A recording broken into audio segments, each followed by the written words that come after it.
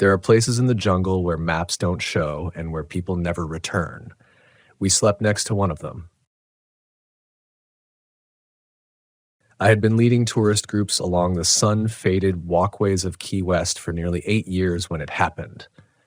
By then, my routes had become muscle memory. The historical lighthouse with its whitewashed walls, the homes of long-gone writers still fragrant with salt and dust, the mangroves crouching low like dark shoulders against the tide. Most of my guests were already distracted by the heat, the cocktails waiting for them after the tour, or the blue pull of the ocean shimmering beyond the piers. I had learned to talk in a rhythm, half guide, half soothing voice, the way one lulls people into trusting a place they don't truly know. That afternoon, the air was thicker than usual. Not just heavy with humidity, Florida is always that way, but as if something metallic pressed down into my lungs. My shirt clung to me, sweat becoming paste between my shoulder blades. The group I was leading was smaller than normal, just a couple from Boston, a woman traveling alone, and two brothers who asked too many questions about shipwrecks and disappearances. We walked the old marina loop, the one tourists loved because it gave them the impression of stepping into an endless postcard. White boats rocking in perfect symmetry, pelicans hanging low like ancient sentinels, water the color of glass bottles. We stopped at a pier I had walked 100 times before. Wooden planks darkened by years of brine, nails protruding just enough to catch sandals, gulls wheeling overhead. It should have ended 50 yards out like every other pier in Key West. But as we stepped onto it, I noticed the horizon didn't look right. The pier kept going. At first, I thought it was a trick of heat and light, the way sun on the water creates false shimmer lines, making distances look longer. But as I walked, the boards kept rising under my feet, each creak and groan of the wood fresh, like it had only just been nailed down. Behind me, the group trailed uncertainly, their voices rising in half laughs. "Is this part of the tour?"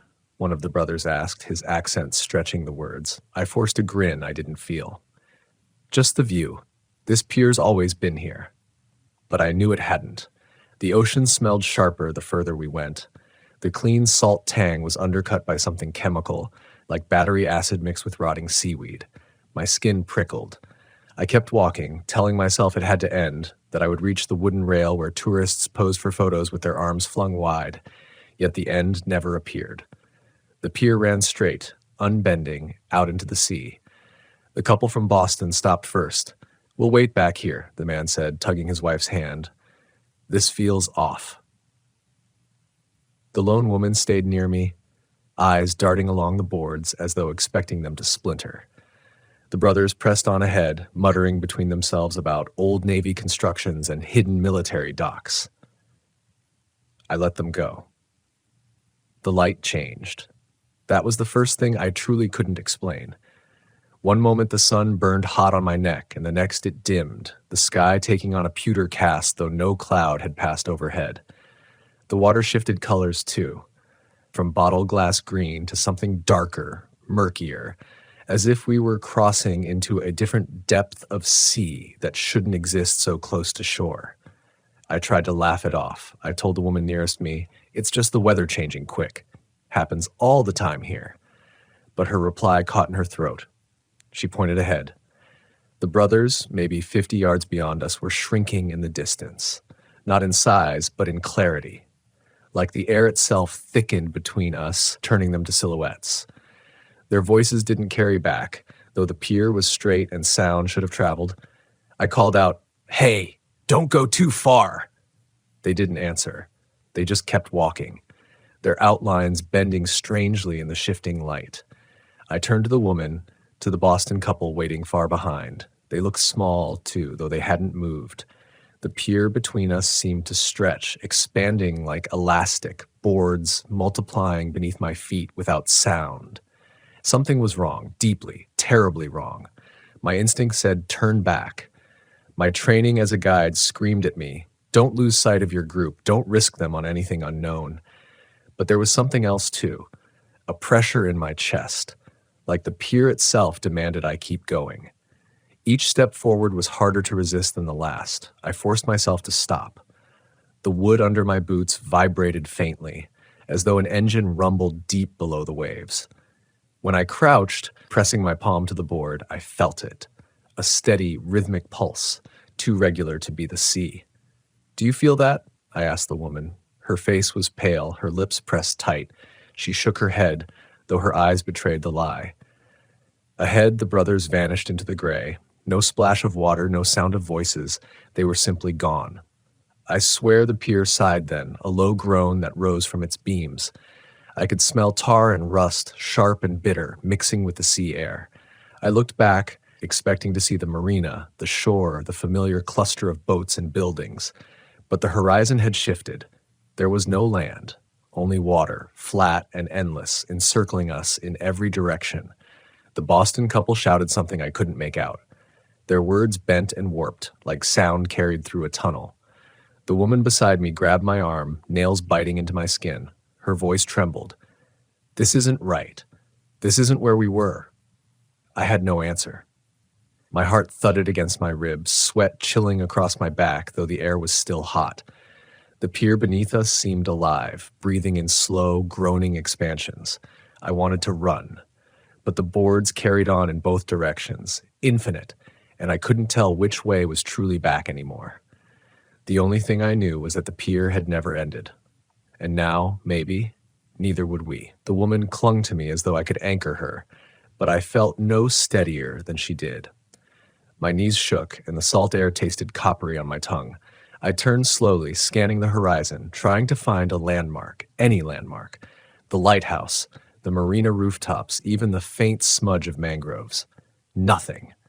Just a plain of water stretching into haze. The Boston couple was still visible behind us, but their outlines shimmered unnaturally, like they were being viewed through heat waves on asphalt. They waved frantically, arms cutting arcs in the heavy air. I opened my mouth to call back, then froze. Their mouths weren't matching their gestures. They waved as though panicked, but their lips moved in slow, deliberate shapes. I strained to hear, but the sound reached me warped, elongated. It wasn't English. Not words I recognized. The syllables dragged too long, stretching like chewing gum, almost like the gulls' cries turned into human mouths. The woman beside me let out a strangled sound. We should run. We have to go back." Her nails dug deeper into my arm. I nodded, more to reassure her than from certainty. My throat tightened as I turned us around. The pier stretched on behind us, longer than it had been, boards slick with a sheen of brine that hadn't been there before. We hurried, feet pounding wood that flexed under each step. The sound was wrong. Instead of the familiar hollow thud of timber over water, each step echoed like we were stomping in a vast, empty chamber. The resonance rolled back toward us, bouncing off invisible walls. We moved for minutes, 10, maybe 20, but the Boston couple never drew closer. Their figures hovered, always the same distance away, their gestures looping, repeating, as if caught in some performance. "They're not real," the woman gasped, halting. Her eyes were wide and glassy. "They're copies." I wanted to argue, but I couldn't. Something in me knew she was right. The couple's motions were too exact, repeating in cycles. Their waving slowed, then reset, lips forming the same drawn-out syllables again, like mannequins animated only partway. My chest tightened. If those weren't the people we had started with, then where had the real ones gone? I grabbed the woman's hand, tugging her away from the mirage. "We keep moving, forward, not back."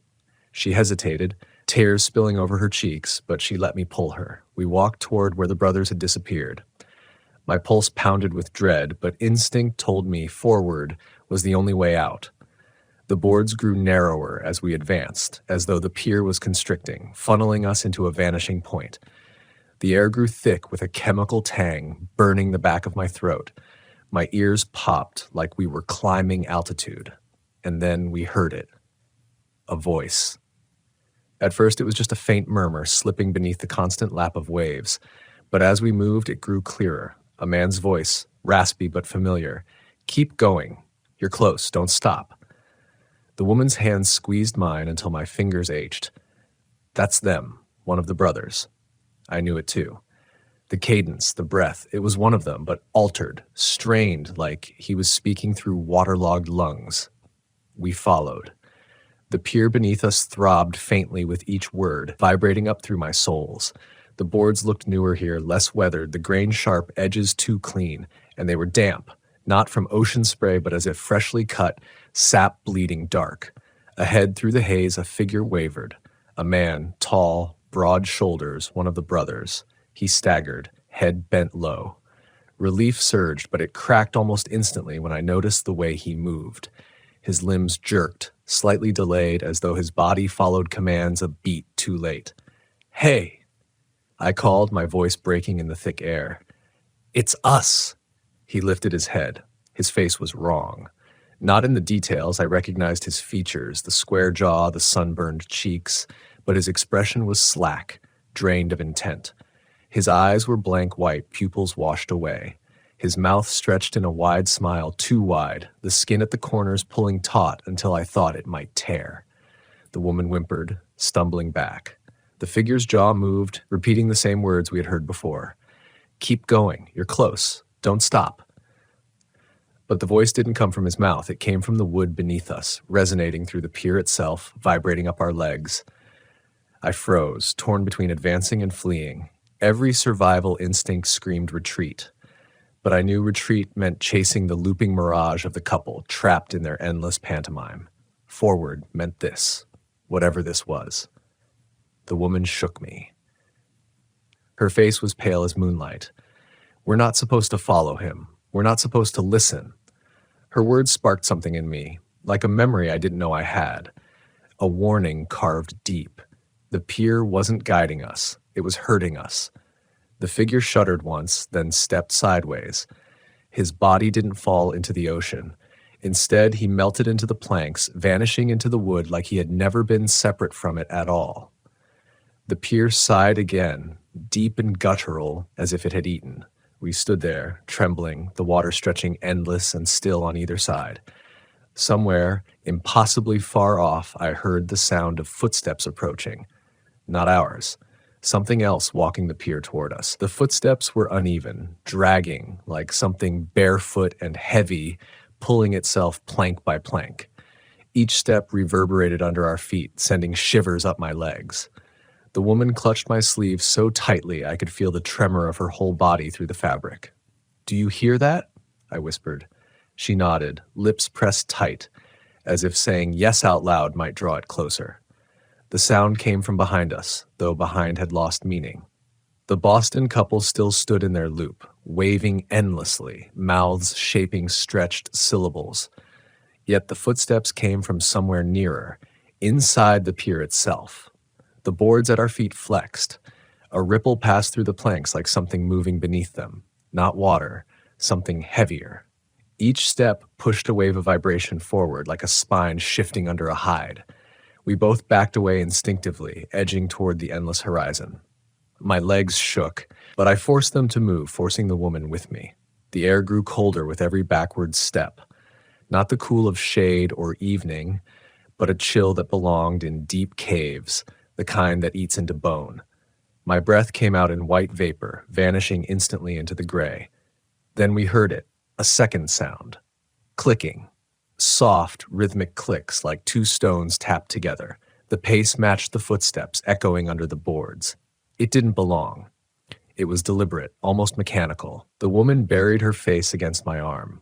"Don't let it get near us." I wanted to promise I wouldn't, but I couldn't. My throat was dry, my chest constricted. The pier stretched on without end, and we were caught in the middle, the sound closing in behind. I did the only thing I could think of. We ran. Our footsteps thundered, boards creaking beneath us. The sound we made should have drowned everything else out, but the clicking and dragging only grew louder, closer, chasing us with unnatural speed. The pier narrowed further, its edges now barely wide enough for two people side by side. I grabbed the woman's hand and pulled her single file behind me. My lungs burned, every breath laced with that metallic tang. And then abruptly the light shifted again. The haze thinned, opening into a patch of clear sky ahead. Blue, brilliant, impossible blue. My heart leapt. Maybe the pier ended there. Maybe there was land again. We sprinted toward it, hope spiking sharp and painful. The boards smoothed under our feet, no longer weathered wood, but pale planks, almost white, unmarred by time. The salt smell faded, replaced by something sterile like bleach. The woman gasped, "We're close." But then I saw what waited at the end of the light. A door. Not a railing, not a shore, not even a ladder leading down into a boat. Just a door standing upright on the pier, freestanding, its frame anchored into the boards. Weathered gray, the paint peeling, a brass handle tarnished green from salt. No walls, no house, just the door. I skidded to a stop, dragging the woman short. The footsteps behind us slowed too, but didn't vanish. The clicking continued, patient, steady. The woman stared at the door. We go through. My gut twisted. Everything about it was wrong. The air around the frame shimmered faintly, as if heat bled from the edges, though the air itself was cold enough to sting my teeth. I shook my head. "We don't know where it leads. We can't stay here." Her voice cracked, breaking with fear. "It's coming." The footsteps grew closer, the boards groaning. I felt it in my ankles, something massive pressing against the pier from below, shaking loose rust flakes from nails, vibrating through the planks like a living drum. The door pulsed, faintly like a heart. I had to choose. Behind us, the thing closed in, its clicking like a countdown. Ahead, the door waited, my promising escape or something worse. I gripped the handle. It was cold, slick with condensation, though no mist hung in the air. The metal burned against my palm like ice. The woman clutched my sleeve again, her breath hitched. "Please." I twisted the handle. The door opened onto darkness. Not a room, not a hallway, just black, dense and absolute, with no hint of depth. Cold air rushed out, pulling at us, drawing the sweat on my skin into shivers. The footsteps stopped. For a moment, silence swallowed everything. The waves were gone. The gulls gone. Even the woman's breathing seemed muffled, as if the pier itself was holding its breath. Then, just beyond the threshold of the door, something moved. Not toward us. Away. I glimpsed them. Figures, distant, faint. The brothers. Their shapes walked endlessly into the dark, repeating steps like clockwork. The Boston couple, too, their arms raised in perpetual wave, lips moving in soundless syllables. They weren't behind us. They had never been behind us. They had been here all along. The woman screamed, a raw, broken sound, and tried to pull me through, but my feet locked against the boards. Because as the figures drifted deeper into the black, I heard something else. My own voice. It was faint, muffled, but I knew it. My cadence, my tone, repeating words I hadn't yet spoken. "Keep going. You're close. Don't stop." The pier groaned beneath us, the doorframe trembling. In that moment, I realized the pier had no end. It only fed. And the door wasn't escape. It was entry. The woman's grip tore from mine as the pull grew stronger, dragging her toward the darkness. I had one chance left, to let her go or follow her into whatever the pier demanded. Her scream tore out of her throat as she was yanked forward, the sound high and brittle, lost in the black hollow of the doorway. I lunged after her, but my boots skidded on the slick planks. The pier seemed to tilt, leaning her way, tilting me toward the pull like gravity itself had shifted. I caught her wrist for half a heartbeat. Her skin was icy, colder than the metal handle I had touched. For a split second, I thought I could pull her back. But something in that doorway wanted her more than I could hold her. It wasn't strength, not in the way of muscle or mass. It was inevitability. Like trying to hold on to a dream as you wake, it slips no matter how hard you clutch. Her eyes locked on mine in the last instant, wide and wet, mouth trembling like she wanted to say my name. Then her arms too long, impossibly long, and her body seemed to dissolve into the dark. My grip closed on air. She was gone. The silence that followed was worse than her scream. The door stood ajar, darkness bleeding from it, but the pull weakened, leaving me swaying. My chest heaved. My breath came out ragged and uneven. The taste of salt was gone from the air. Only metal remained, iron, copper, something mineral and sharp. I staggered back a step, then another. The boards beneath me shifted like they wanted to spring forward, but I held my ground, forcing my boots flat. My instinct screamed, close the door, end it. But before I could, the darkness inside rippled. A shape leaned out. Not the woman, not the brothers, not the couple. Me. I froze, bile rising in my throat. The figure had my height, my shoulders, even the same sweat-stained shirt, but its face, my face was wrong. The eyes were cloudy, no color, just white like bleached shells. The mouth stretched too far when it opened, skin pulling at the corners until it cracked, and my voice came out, clear, familiar, and final. You shouldn't have led them here. My stomach dropped. My pulse spiked. I stumbled back, heart pounding. The figure didn't follow. It simply stood in the threshold, smiling with that cracked mouth. Its hand lifted slowly, palm facing me, in a gesture I had seen 100 times, my own signal to tourists when gathering them at a stop. A calm, practiced guide's gesture. Only now it wasn't guiding them. It was claiming them. I backed away, step after step, until the door shrank into the haze. The figure didn't move. It didn't need to. Its image burned into me, deeper than memory, like a mark carved into bone. The clicking returned. Not behind me this time, but beneath. Under the boards, moving with me as I retreated. Patient, matching my pace. I didn't remember the next minutes, if they were minutes. My memory shredded there, time stuttering in bursts. One moment I was staring at the door.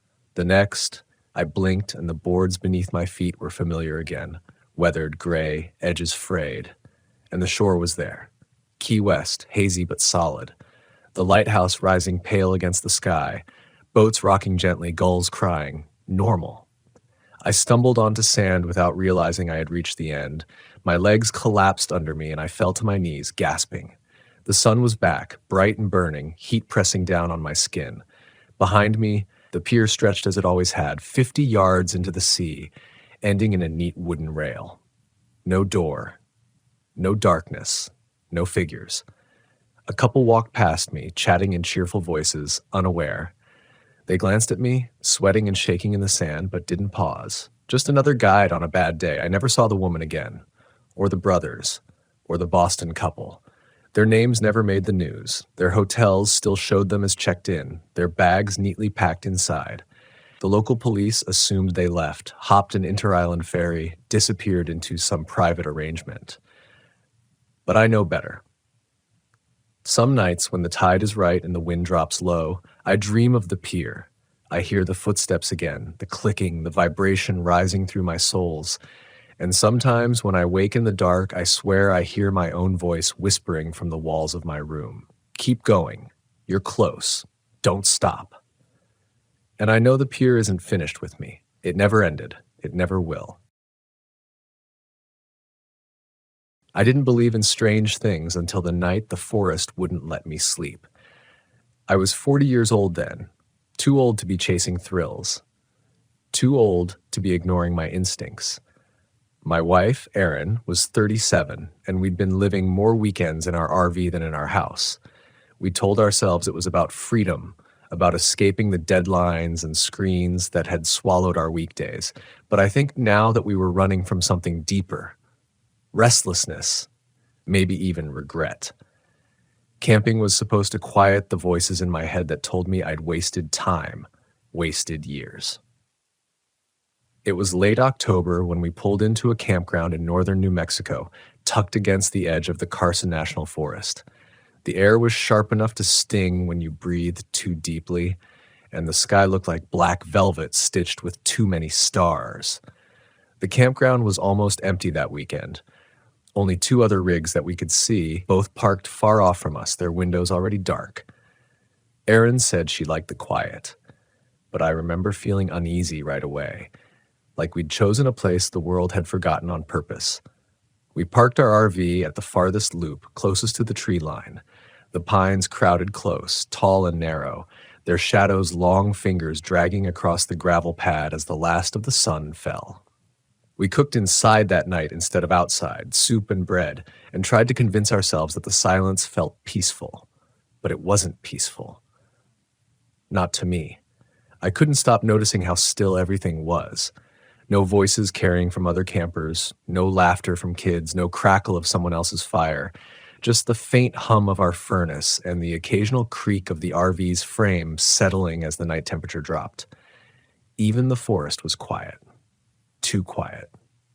Erin went to bed around 10, curling up under the heavy quilt, her breathing soft and even within minutes. I stayed up, staring at the dark window over the dinette. I told myself I was just restless from the drive, but I couldn't shake the feeling that something was pressing against the edge of the night, like the woods were leaning in, waiting. Sometime after midnight, I heard the first sound, a faint knock. At first, I thought it was the wind shifting a branch against the side of the rig, but the air outside was still, not even a whisper through the pines. The knock came again, 2 beats, then silence. My skin prickled. It wasn't the soft tap of a twig, it sounded deliberate. I held my breath, waiting. 10 seconds, 20, then again. 3 knocks this time, evenly spaced on the passenger side wall, right where the dinette window looked out into the black tree line. I almost woke Erin, but something inside me resisted. Maybe pride, maybe fear of looking foolish. I told myself it was an animal, a raccoon, maybe even an elk brushing past. But the sound hadn't been the shuffle of paws or the scrape of antlers. It had been knuckles, knocking. I sat there for an hour, staring into the dark window until exhaustion finally won. I told myself I'd imagined it.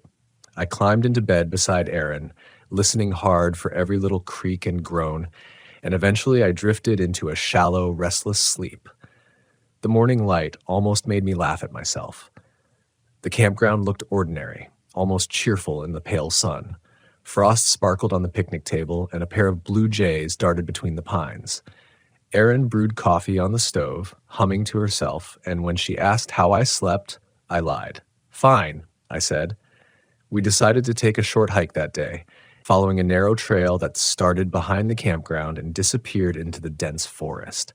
It wasn't a marked trail, more of an old logging road, but Erin wanted to stretch her legs and I didn't argue. We walked maybe 2 miles in, our breath fogging in the cold, the ground soft with layers of fallen needles. The silence pressed in there too, heavier than I liked. Every step seemed too loud. I kept turning, half expecting to see someone behind us, but there was never anyone there. At one point, Erin stopped and frowned. "Do you smell that?" she asked. I did. It was faint but strange, a metallic tang, sharp in the air, almost like blood, though I told myself it was probably just iron in the soil or something from the old logging cuts. She wrinkled her nose but didn't press it, and we kept walking. We didn't see another person the whole time. No hikers, no hunters, not even birds after that first half mile. Just the trees closing in tighter and tighter until I finally said we should turn back. Erin agreed without argument, which unsettled me even more. Usually she wanted to push farther to see what was around the next bend. That night, the knocking returned. It started earlier, just after sunset, when the sky still held a dull blue glow. 2 knocks, then silence, then 3. This time Erin heard it too. She froze, her spoon halfway to her mouth, and looked at me. "Did you hear that?" I nodded, every nerve in my body tightening. We both sat still, waiting. A minute later, 4 knocks, slower this time, as if whoever or whatever it was wanted us to know it could change the rhythm. Erin whispered, "It's probably another camper messing with us." But I'd walked the loop earlier. The other 2 rigs were dark, curtains drawn, no sign of life. And these knocks weren't coming from the gravel road. They were right against our wall, level with the window. I forced myself to move, to slide the curtain back and look out. Nothing. Just the thick line of trees, shadows already deep at their base. No footsteps retreating, no movement at all. We slept with the lights on that night. Or rather, Erin slept, though fitfully. I lay awake, listening, waiting. The knocks didn't come again until near dawn. Just once this time, a single, hollow rap against the rear of the RV by the bedroom. I felt it more than I heard it, a vibration in the thin wall inches from where my head rested.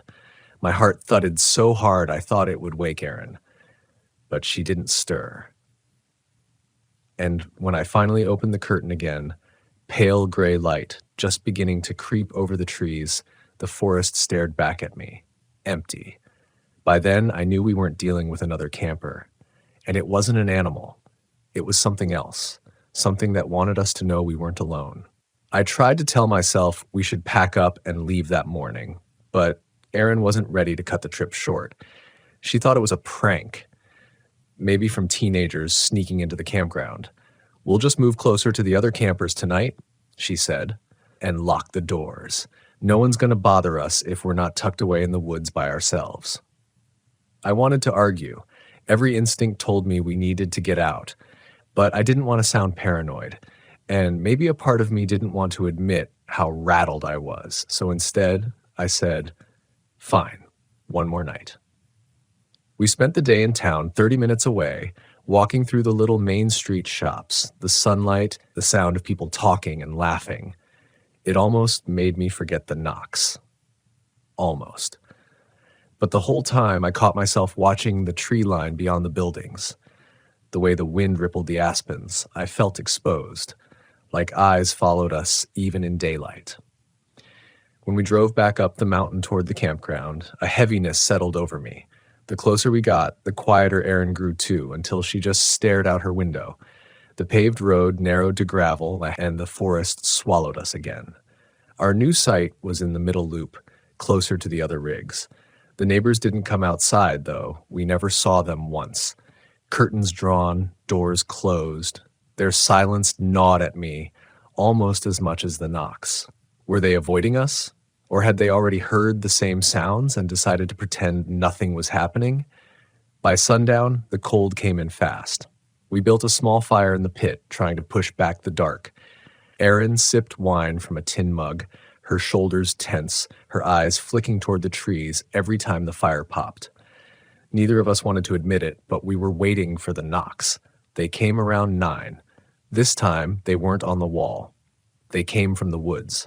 3 slow, deliberate knocks, like a branch being swung against a tree trunk. The sound carried through the still night, deep and hollow. Erin set her mug down so hard it sloshed. "That's not funny," she said, her voice shaking as if she expected someone to step out from the shadows and laugh. But no one did. We sat frozen by the fire, listening. 10 minutes passed. Then again, 3 knocks, this time from farther off, deeper into the trees. "It's like it's moving," Erin whispered. I felt my throat go dry. Moving, watching. We put the fire out quickly after that, retreating inside the RV like it was a fortress. But the thin aluminum walls felt like paper against the dark pressing in. The knocks followed. One set at the far side of the campground, then another, closer. Then silence, until a sudden crash against the back wall of our RV jolted both of us upright in bed. It wasn't a knock this time, it was a full shaking slam, hard enough to rattle the cabinets. Erin gasped, clutching my arm. "Someone's out there." I grabbed the flashlight and my hunting knife. I didn't own a gun back then, though that night I wished I did, and I forced myself to step outside. The cold air bit into my skin instantly, my breath puffing white. The beam of the flashlight cut across the gravel, the trees, the other empty rigs. Nothing. I circled the RV slowly, my heart pounding so hard I could barely hear. The frost on the ground caught the light, undisturbed except for my own footprints. No prints by the wall. No broken branches. Nothing that could explain the force of that slam. But as I stood there, trying to convince myself I hadn't imagined it, I realized the night was utterly silent again. No wind, no crickets, no distant rustle of animals in the brush. And then, from somewhere deeper in the woods, the knock came again. Slow, deliberate, waiting. I went back inside and locked the door, every nerve buzzing with fear. Erin's face was pale, her eyes wide. "We're leaving in the morning," I told her. She nodded without a word. But the night wasn't done with us. Around 3 a.m., I woke to the sound of footsteps. Not knocks this time. Footsteps. Heavy, slow, circling the RV. I held my breath, listening. The gravel crunched just outside the wall, moving from the rear to the side, then to the front. I reached for the knife again, though I knew it was useless against whoever, or whatever, was out there. The footsteps paused at the door. The metal handle rattled once, softly, as if someone was testing it. Erin whimpered in her sleep, stirring, and I put my hand over her shoulder, trying to steady her without making a sound. Then, nothing. The silence was worse than the steps. I don't know how long I lay there, staring at the ceiling, waiting for the next sound. Eventually, the first pale light of dawn bled through the blinds. I crept to the door and opened it a crack, knife still in hand. The ground outside was bare. No prints in the frost. No sign anyone had walked there at all. That was the moment I felt something break inside me. The knocks, the slams, the footsteps. It wasn't just someone messing with us. No prankster could vanish without leaving tracks.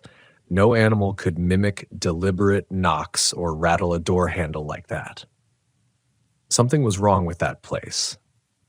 We packed fast. Erin didn't even bother with breakfast. She just shoved clothes into drawers while I disconnected the hookups. My hands shook the whole time, fumbling with the hose clamps and cords. I kept glancing at the trees, half expecting to see something standing just inside the shadows. As we pulled out of the campground, tires crunching over the gravel, I swore I saw movement in my side mirror. A shape, tall and thin, slipping back between the pines. Too far to make out, too quick to focus on. I didn't tell Erin. She was already gripping the wheel tight, her jaw clenched, her eyes fixed straight ahead. We drove until we reached the highway, until the forest gave way to open desert and the sun finally rose high enough to burn the shadows away. Only then did I feel like I could breathe again. But even as we headed south, the fear didn't leave me. It clung like smoke, seeping into everything. Because deep down, I knew the forest hadn't just been watching. It had been calling, and I was terrified it wasn't finished with us yet. We didn't talk much during the drive. It was as if the air itself inside the RV was heavy with the night before, each of us afraid that speaking it out loud might give it more power. Erin stared out the windshield, her hands gripping the wheel even though I'd offered to drive. She didn't answer when I asked if she wanted me to take over, just shook her head tightly, like if she focused hard enough, the miles would swallow up everything we'd left behind. But I could still feel it, like a weight on my chest, a sense that something was following us. Not in the mirror, not in any physical way I could point at, but clinging just behind the edges of thought. We stopped in Taos for gas, sunlight warming the pavement, traffic buzzing like any ordinary morning. People lined up for coffee, a busker strummed a guitar outside a shop. Life moved on without fear. But I couldn't settle. My hands shook as I filled the tank, eyes flicking to the tree line at the edge of town. The forest seemed to creep closer even there, its dark pines bristling against the brightness of day. Erin came out of the convenience store holding 2 coffees. She tried to smile, but her lips trembled. "It's better already, isn't it?" she asked. I wanted to lie, to nod, and let her believe it was behind us, but the truth pressed at me too hard. "I don't know," I said quietly. Her smile collapsed. She looked down at her cup. "It was just some local kids," she whispered, as if she was trying to convince herself. "We were spooked because we were alone." I didn't answer, because how could I tell her that I'd heard footsteps circle our RV, heavy and deliberate, without leaving a trace in the frost? How could I tell her that something had rattled the handle of our door like it wanted in, then vanished into silence? The rest of the drive passed in that same uneasy quiet. We pulled into a private RV park near Santa Fe that afternoon. Bigger, busier, lined with rigs and fifth wheels, kids riding bikes between the rows. The sound of voices, laughter, even barking dogs should have been comforting, that and for a while it was. Erin relaxed enough to cook dinner outside, flipping burgers on the little propane grill while I sat in a folding chair, sipping a beer, telling myself the worst was behind us. For a moment, it almost felt normal again. Until the sun went down. The shadows stretched long across the gravel pads, and the air cooled quick, crisp in that high desert way. By the time we sat down to eat, the laughter and voices around us had dimmed, families retreating inside their rigs. The park lights flickered on, tall poles casting pale circles across the rows, but between them the dark seemed thicker than it should have been. That was when the smell came back. At first, I thought it was the grill cooling down, But as I leaned back in my chair, I caught it again, faint but sharp, metallic, biting. The same smell Aaron and I had noticed on the trail. Blood. I froze, burger halfway to my mouth. My skin prickled, my stomach twisting. Aaron noticed too. She sniffed the air, frowning. "Do you smell that?" I nodded slowly, my throat dry. She tried to wave it off. Probably someone's garbage can, but I saw her hand tremble as she set her fork down. We cleaned up fast after that, retreating inside before it was even fully dark. The walls of the RV had never felt thinner, the windows more like open eyes staring out into the night. I thought maybe I was imagining it, that the fear had gotten inside me too deep. But around midnight, just as I was drifting off, I heard it again. The knock. Not against the wall this time. Against the metal step outside our door. A single hollow rap. I bolted upright, heart hammering. Aaron stirred beside me, whispering, "No, no, not here too." I held my breath, waiting. Another rap followed, 2 beats this time. Slow, deliberate. I grabbed the flashlight, even though I already knew what I'd find. I opened the curtain an inch and shined the beam out. Empty gravel pad. A row of RVs, silent in the dark. The faint glow of the park lights beyond. Nothing else. But the knock came again, loud enough this time to vibrate through the thin floor. Erin gasped, clapping her hands over her ears. "Make it stop," she whispered. I couldn't. The knocks kept coming, not steady, but irregular, like whoever was doing it wanted us to know they were in control. 3 beats. Silence. 2 beats. Silence. A long pause, then a sudden slam so hard it rattled every dish in the cabinets. I lunged for the door, ready to fling it open and catch whoever it was.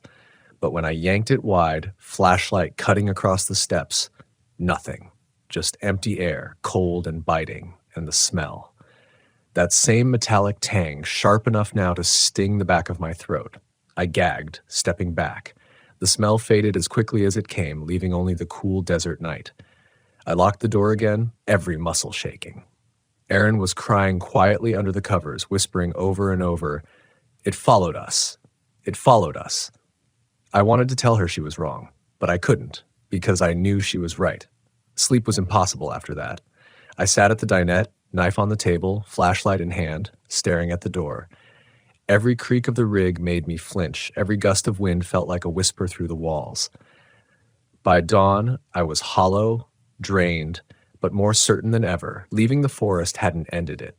Whatever had found us out there had come with us, and I had no idea how far it was willing to follow. The morning sun should have made it better, but it didn't. Even in daylight, I felt stretched thin, every sound sharper than it should have been. I couldn't drink enough coffee to push the fog out of my head. Erin sat across from me at the dinette, hair a tangled mess, eyes swollen from crying. She barely touched her mug. "We can't keep doing this," she said finally, voice flat. "We can't keep running." The way she said it chilled me, because it wasn't just about leaving campgrounds anymore. It was about the feeling that no matter where we went, it would be waiting. I wanted to tell her we were safe in daylight, but even as the words formed, something inside me rejected them. Safe wasn't real anymore. We stayed parked at that RV park one more day, though I couldn't tell you why.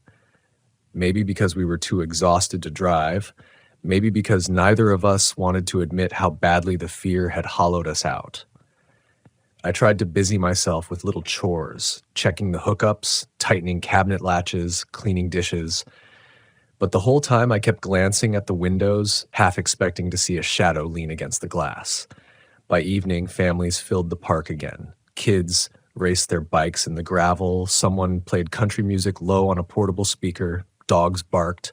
For a while, it almost drowned out the tension pressing between me and Erin. Almost. But the moment the sun dipped, I felt it again, the heaviness, that watching. We went inside early. Erin curled up on the couch with a blanket, refusing to look at the windows.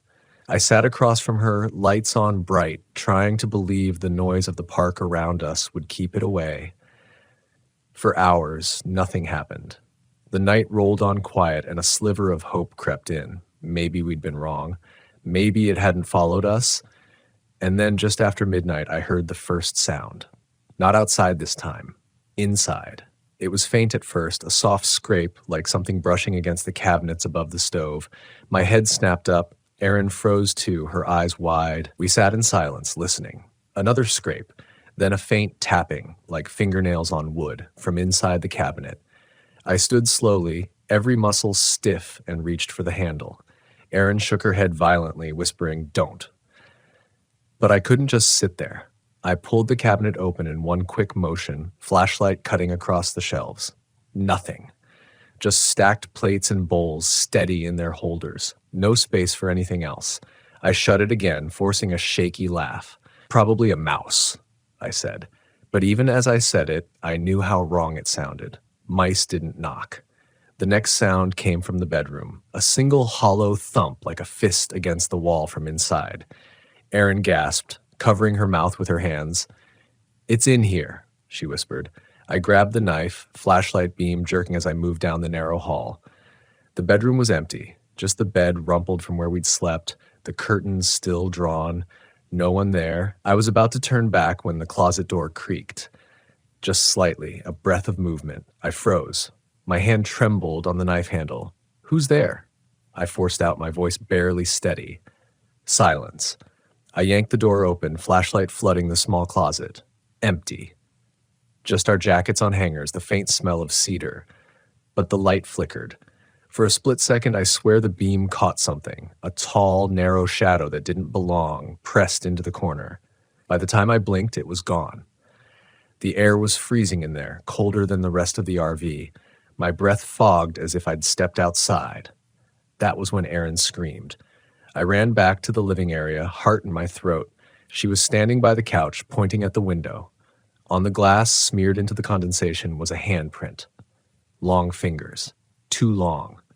Pressed flat against the pane, the streaks glistening in the light. I rushed to the door, flung it open. The gravel pad was empty. Neighbors' rigs sat quiet, their windows dark. No movement, no sound. But the smell hit me again, metallic, stronger than ever. I stumbled back inside, locking the door with shaking hands. Erin was crying openly now, whispering, "It's not outside anymore. It's with us." I didn't know how to argue. The rest of the night was a blur of sounds. Knocks from inside the cabinets, scrapes along the floor, whispers we couldn't quite make out, my curling around us like smoke. Every time I turned on the flashlight, the sounds stopped. Every time the beam dimmed, they started again. By dawn, we were wrecks, both of us hollow-eyed, shaking, clutching coffee like it was a lifeline. Neither of us mentioned staying. We packed fast, avoiding each other's eyes, as if speaking about the night would crack something inside us. We hit the road again, this time heading south, away from the mountains, away from the forest, toward open desert, toward light and distance. But as the RV rolled down the highway, I couldn't shake the image of that handprint on the glass, because no matter how far we drove, the truth gnawed at me. We hadn't left it behind. We had brought it with us. We told ourselves the desert would save us, that if we just drove far enough, found a place where there were no trees, no shadows pressing against the glass, we could outrun it. The highway stretched endless in front of us, flat and blinding in the New Mexico sun, and for a while, with the radio low and Erin dozing in the passenger seat, I almost believed it. But deep down, I knew better. It wasn't the campground. It wasn't the forest. It was us. By the time we pulled into a barren RV park outside Roswell, the day was waning. Rows of rigs sat in perfect lines, most of them newer, shinier than ours. The ground was nothing but hard-packed dirt and gravel, no trees, no brush, just open sky, wide enough to choke you with its emptiness. Erin looked relieved. "It can't hide here," she said softly. I wanted to believe her. We cooked inside again. Pasta this time, simple, the smell of garlic clinging to the walls. For the first time in days, Erin laughed at something I said, and I felt something in my chest loosen. Maybe we'd been overreacting. Maybe it had been exhaustion, stress, our minds playing tricks. But the laugh died when the lights flickered. Just once. A quick dim and flare, enough to stop both of us cold. The radio cut out at the same time, a burst of static so sharp it made my teeth ache. Then silence. Erin gripped my hand across the table. "Don't say anything," she whispered. The air shifted. I don't know how else to describe it. It was like the whole RV inhaled, holding a breath too long. The smell came next, metallic, thick, coating the back of my throat. And then the knocking started. Not outside, not in the cabinets, from beneath the floor. 3 hollow raps rising through the thin metal, shaking the table. Erin screamed, shoving back from her chair. I grabbed the knife, I don't know what good I thought it would do, and crouched low, pressing my palm to the floor. The vibration was real. Solid. Something under us. The knocks came again. Harder this time. Then a scrape, dragging slow across the underside of the RV like nails raking metal. I shouted, "At what? I don't know." "Stop it!" My voice cracked, raw in the small space. Silence. For a heartbeat, I thought it had worked. Then the bedroom door slammed shut on its own, so hard the walls shuddered. Erin bolted to me, clutching my arm. The air was freezing now, visible breath hanging between us. The lights flickered again, dimmed to a sickly yellow glow, and in the corner of my eye, I saw it. A shadow. Not cast by anything. Not shaped like either of us. Tall. Thin. Fingers too long, stretching down past its knees. It stood just beyond the kitchenette, darker than the dark around it, its head bent in a way no human head bends.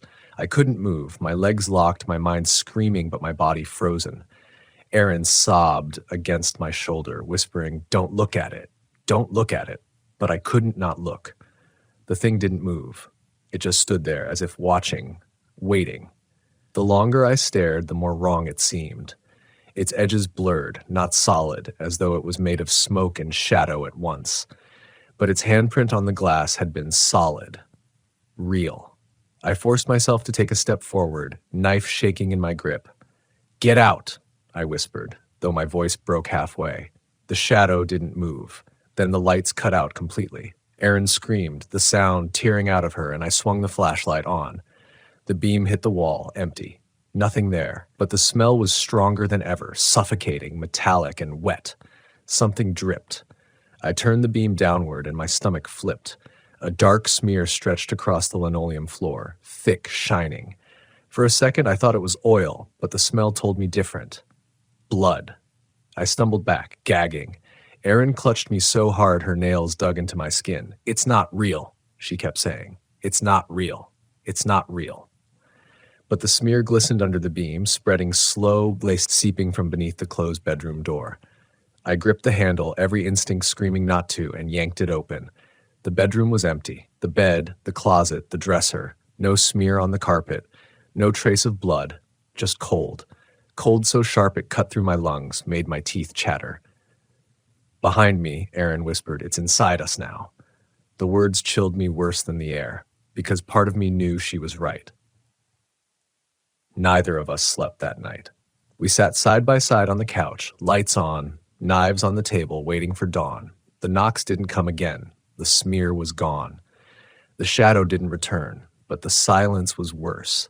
It felt like whatever it was had stepped closer, settling just beneath our skin, patient and deliberate. When the sun finally rose, Erin looked at me with hollow eyes. "We can't keep running from it," she said. "We have to face it." I wanted to argue, to tell her we didn't even know what it was, let alone how to fight it. But the truth was, running hadn't saved us. Moving campgrounds hadn't saved us. The thing had followed, step for step, mile for mile. And in that moment, I knew something terrifying. It wouldn't stop. Not until it had taken everything. The next day passed in a blur of dread. We didn't talk about what had happened, the smear of blood that vanished, the shadow with its 2 long hands, but every silence between us screamed louder than words could.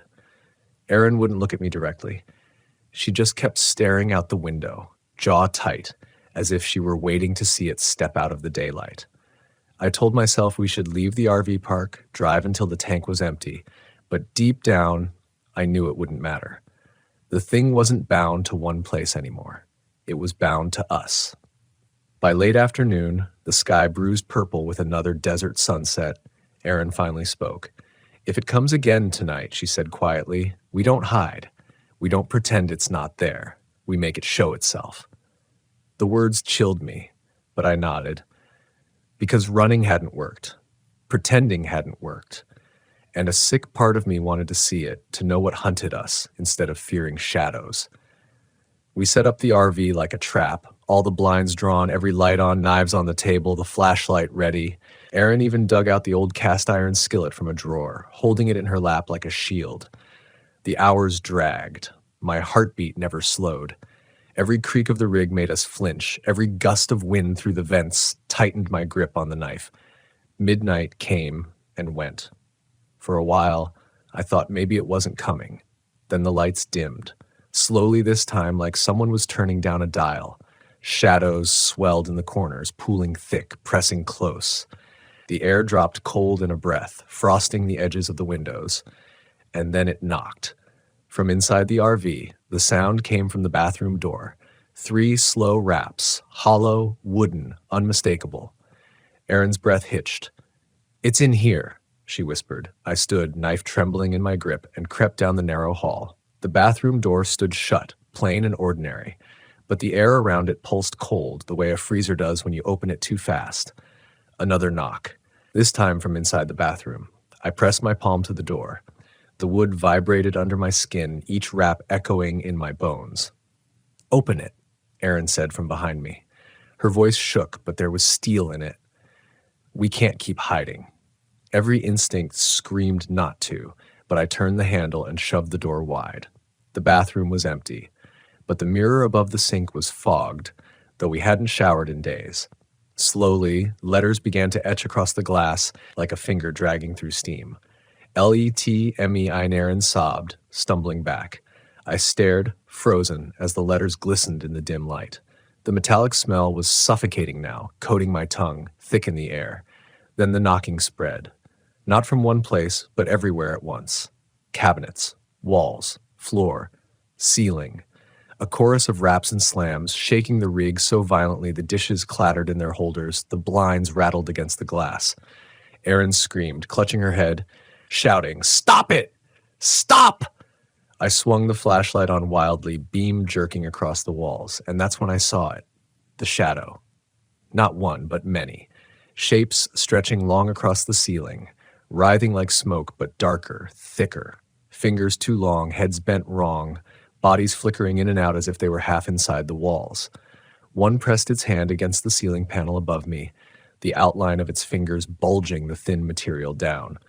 Another leaned against the window, smearing its too long hand across the condensation. And then the handle of the front door rattled. Violent this time, jerking hard over and over like something was desperate to force its way in. The knives rattled on the table. Erin dropped the skillet with a clang, covering her ears, sobbing, "It's already in. It's already else to do." I shouted, my voice raw, "You can't have us." For a moment, everything stopped. The knocking, the rattling.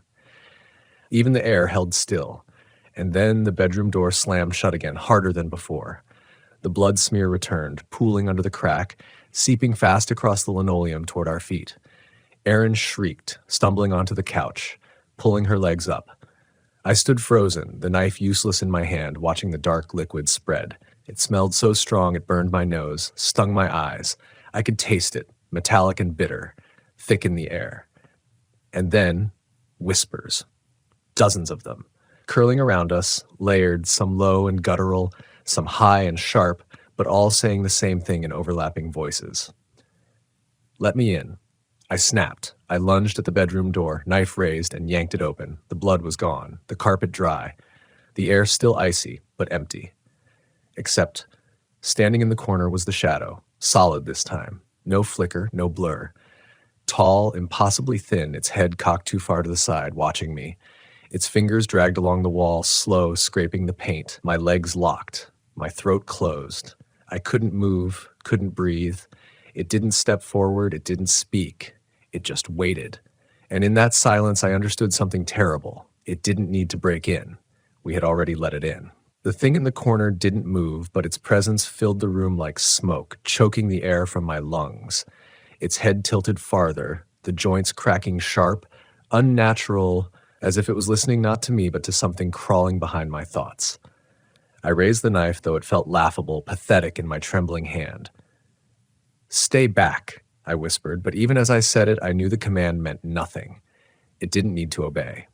Behind me, Erin screamed. Not words, just raw, animal terror. I spun around and she wasn't in the living room anymore. She was in the bathroom doorway, her body stiff, her eyes wide and glassy. Her lips were moving, but the voice that poured out of her throat wasn't hers. "Let me in." The words were guttural, layered, as if dozens of mouths spoke through her. Her jaw stretched too far, her face twisting in ways skin shouldn't allow. "Erin," I shouted, dropping the knife, rushing toward her. But the RV shifted, not just shaking, but bending. The walls bowed inward, the ceiling pressed down as if the entire rig was inhaling. The windows stretched, glass warping, shapes smearing like wet paint. My balance broke, and I slammed into the kitchenette, dishes exploding to the floor around me. The shadow in the bedroom blurred, stretching across the wall, racing down the hallway like black fire. It wrapped around Erin, folding her in its smoke, lifting her off her feet. She dangled, kicking, mouth open in a silent scream as the voice continued to pour out of her. I lunged, grabbing her arm, yanking with everything I had. For a moment, I thought I'd lost her. Her skin under my grip felt like ice, her veins darkening under her flesh, her eyes rolling white. Then, with a crack like a thunderclap, the lights blew out. The RV plunged into blackness. I couldn't see her, couldn't see it. The only thing left was sound, the scratching of nails against every wall at once, the guttural whispers overlapping, and Erin's broken gasps as she fought to breathe. I clawed for the flashlight, my hands frantic, slamming against counters and drawers. My fingers closed around the cold metal, and I snapped it on. The beam cut through the dark and landed Erin. She was on the airing. She was on the ceiling, arms splayed, her hair hanging down, her body trembling. Black veins spidered across her neck, pulsing with each heartbeat. Her mouth opened and closed like she was drowning. And behind her, wrapped around her body like a second skin, was the shadow. It was bigger now, clearer, taller than the RV should allow, its head bent to fit, its limbs wrong, bending where joints didn't exist. Its face, or what should have been a face, was a shifting void, features never forming, just empty sockets and too many teeth glinting in flashes. The flashlight flickered in my hand. "Let her go!" I screamed, raising the knife again, though I barely remembered picking it up. The thing leaned its faceless head closer to Erin's ear, and her body convulsed. Then, slowly, her lips moved, and in her voice, her real voice, she whispered, "Run." The shadow slammed her against the ceiling, and I snapped. I leapt, slashing upward with the knife, cutting through black smoke that curled and hissed like fire. The thing shrieked, not with sound, but with vibration, shaking every bolt, every rivet of the RV. Erin dropped, crashing onto the couch, coughing, choking, her hands clawing at her throat.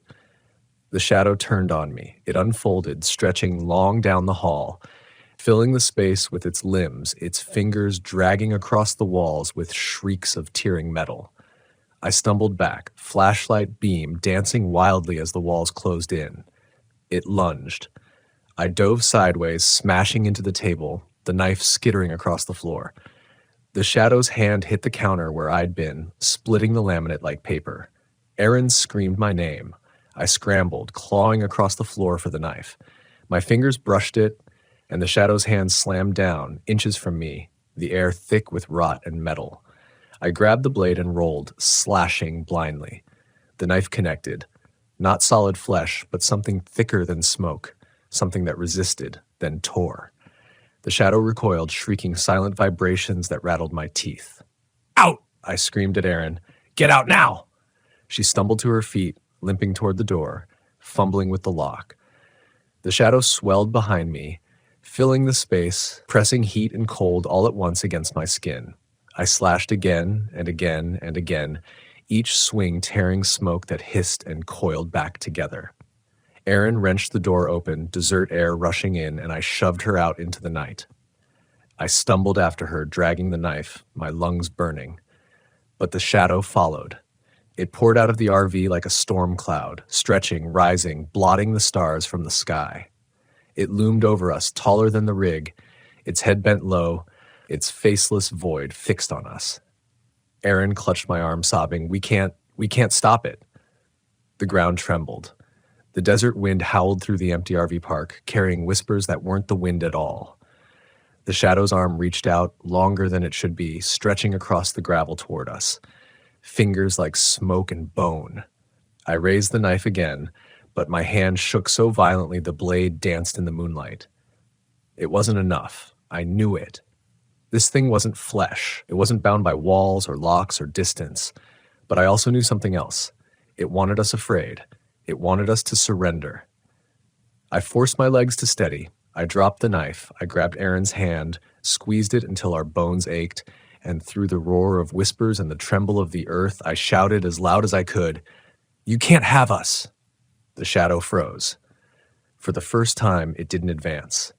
The whispers faltered, thinning into static. The air around us stilled. Then, slowly, it began to pull back. Not retreating, no. Folding, collapsing into itself, shrinking, sinking back toward the RV. Its body pressed into the rig's walls, smoke curling into cracks, light bulbs popping one by one, until at last it was gone. The silence after was worse than the noise. Erin collapsed to her knees, sobbing into her hands. My body shook so hard I could barely stand. The RV sat silent, broken, windows cracked, dishes shattered inside. But the shadow was gone, at least for now. I stared at the dark windows, heart hammering, knowing it hadn't left us. It was waiting. The silence was deafening. I could still hear the echo of the whispers in my skull, like they'd been etched into the lining of my brain. My hands wouldn't stop trembling, and I couldn't let go of Erin's. I don't think she could have let go of mine even if she'd tried. We sat there in the gravel, dust sticking to our knees, the desert stretching empty and endless around us. Above, the stars looked indifferent, sharp, cold, eternal.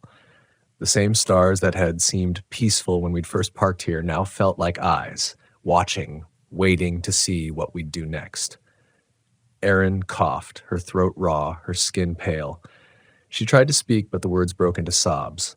I pulled her into me, holding her as tight as I could, as if I could anchor myself against the pull of whatever had just happened. The RV sat 10 feet away, quiet, too quiet. Its windows reflected the moonlight, black and glassy. It looked like a shell, something hollowed out and waiting. "Don't," Erin whispered suddenly, her voice ragged. "Don't what?" I asked, confused. Her grip on me tightened. "Don't look at it." I realized then that I had been staring at the RV like it was going to move, like it would suddenly sprout legs and walk toward us. I forced my eyes away, back to her. But even then, I could feel it, its presence, thick in the air, radiating from that box of metal and fiberglass like heat from an oven. "What do we do?" she asked, her voice breaking. The truth was, I didn't know. Every instinct screamed to run. But where? We were miles from anything. No other campers, no ranger station, no service. Just endless desert and an RV that had become something else entirely. I thought about grabbing the keys, driving until the tank was dry. But the image came unbidden, me behind the wheel, headlights cutting the dark highway, and in the rearview mirror something rising from the back of the RV, taller, hungrier. No, driving wouldn't save us. "We wait," I said finally, though the words felt empty even as I said them. Erin's eyes searched mine, wet and broken, and for a second I thought she would scream at me, tell me I'd lost my mind. Instead, she just nodded, resting her forehead against my chest. We sat there for what felt like hours, though the night hadn't shifted much. Time had slowed, stretched thin, like we were caught between seconds. The wind picked up, brushing against the empty rigs around us. The abandoned RVs stood silent, doorways yawning open, curtains stirring. I wondered if those campers had seen it too. If they'd tried to fight, like us. If they'd lost. My mind wandered to the claw marks in the door, the shattered glass, the way Erin had hung from the ceiling with those black veins crawling across her skin. She was still trembling in my arms. But her breathing had steadied. She was here. Alive. That alone felt like a miracle. But miracles don't last, because the longer I sat there, the stronger the thought became it wasn't over. It was waiting. The shadow hadn't fled. It had gone back inside, folded itself into the dark corners, into the walls, into the very bones of the rig. It belonged there now, or maybe it always had. And us, we had brought it back to life. When Erin finally spoke again, her voice was barely audible. We can't stay. I know, but if we leave it, she hesitated, words catching. What if it follows us? I wanted to tell her it wouldn't, that it was bound here, stuck in this place, feeding on the land or the silence or the dark, but I couldn't lie, not after what we'd seen. It already followed us, I said quietly. She flinched, pulling closer. The desert stretched endless in every direction, but for the first time it felt like a cage. No fences, no gates, but no way out either. Because we weren't just running from a thing, we were carrying it. In our minds, in our fear, in every broken piece of glass, and every whispered echo. The RV creaked. Both of us froze. Just a groan of metal, settling. But it felt deliberate, like a reminder, a warning. We didn't move, didn't breathe, until the sound faded into silence again. Erin eventually wiped her face, smearing dirt and tears across her cheeks. Her eyes were hollow but sharp, like a fire still smoldering. We have to burn it, she said. The words hit me like a punch. Burn it. The RV. Our home on wheels, everything we owned packed inside, clothes, photos, the little comforts of a life we'd built together on the road. But as soon as she said it, I knew she was right. That thing had claimed the rig, claimed the walls, the bed, the shadows where we used to feel safe. If we left it standing, it would wait for someone else. Another couple, another family, and maybe this time, no one would make it out. I looked at her, at the resolve hardening in her tired eyes, and I realized the choice had already been made. I squeezed her hand. Okay? I whispered. We worked in silence, moving like ghosts. I dug the spare gas can from the storage box, my hands shaking as I sloshed the fuel across the seats, the walls, the floors. Erin pulled out our backpacks, stuffing them with what little we could carry, water, flashlights, some food, our IDs. She hesitated over the photo album, then tucked it in, her lips pressed tight. When the can ran dry, I stood in the doorway, staring into the shadowed belly of the rig. My heart clenched, every instinct screaming not to strike the match. Because what if it made things worse? What if fire didn't kill it? What if we only woke it up? My hand shook as I pulled the lighter from my pocket, the same one I used to spark campfires, to boil coffee in the quiet mornings. My thumb rolled the wheel, the flame catching, small and fragile. I looked back at Erin. Her face was pale in the moonlight, streaked with dirt, her eyes hollow but steady. She nodded once.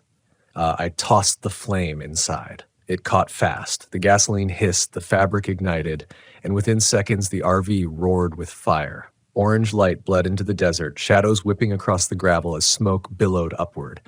The heat hit my face, and I stepped back, arm around Erin, watching our home dissolve into flame. At first, it was just fire, the crack of wood, the shatter of glass, the roar of heat. But then, the scream came. Not from the fire, not from the RV, from the shadow itself. It ripped through the night, a soundless vibration that shook the ground, split the air. The flames bent backwards, sucked inward as if pulled by a breath, and in the heart of the fire, black smoke writhed, thrashing, forming limbs, a head, a mouthful of teeth. It pressed against the walls of the burning rig, trying to force its way out, but the fire swallowed it. Smoke and shadow writhed, shrieked, then tore apart, dissolving into ash. The scream faded, and then silence. The RV collapsed inward, flames devouring the last of the walls.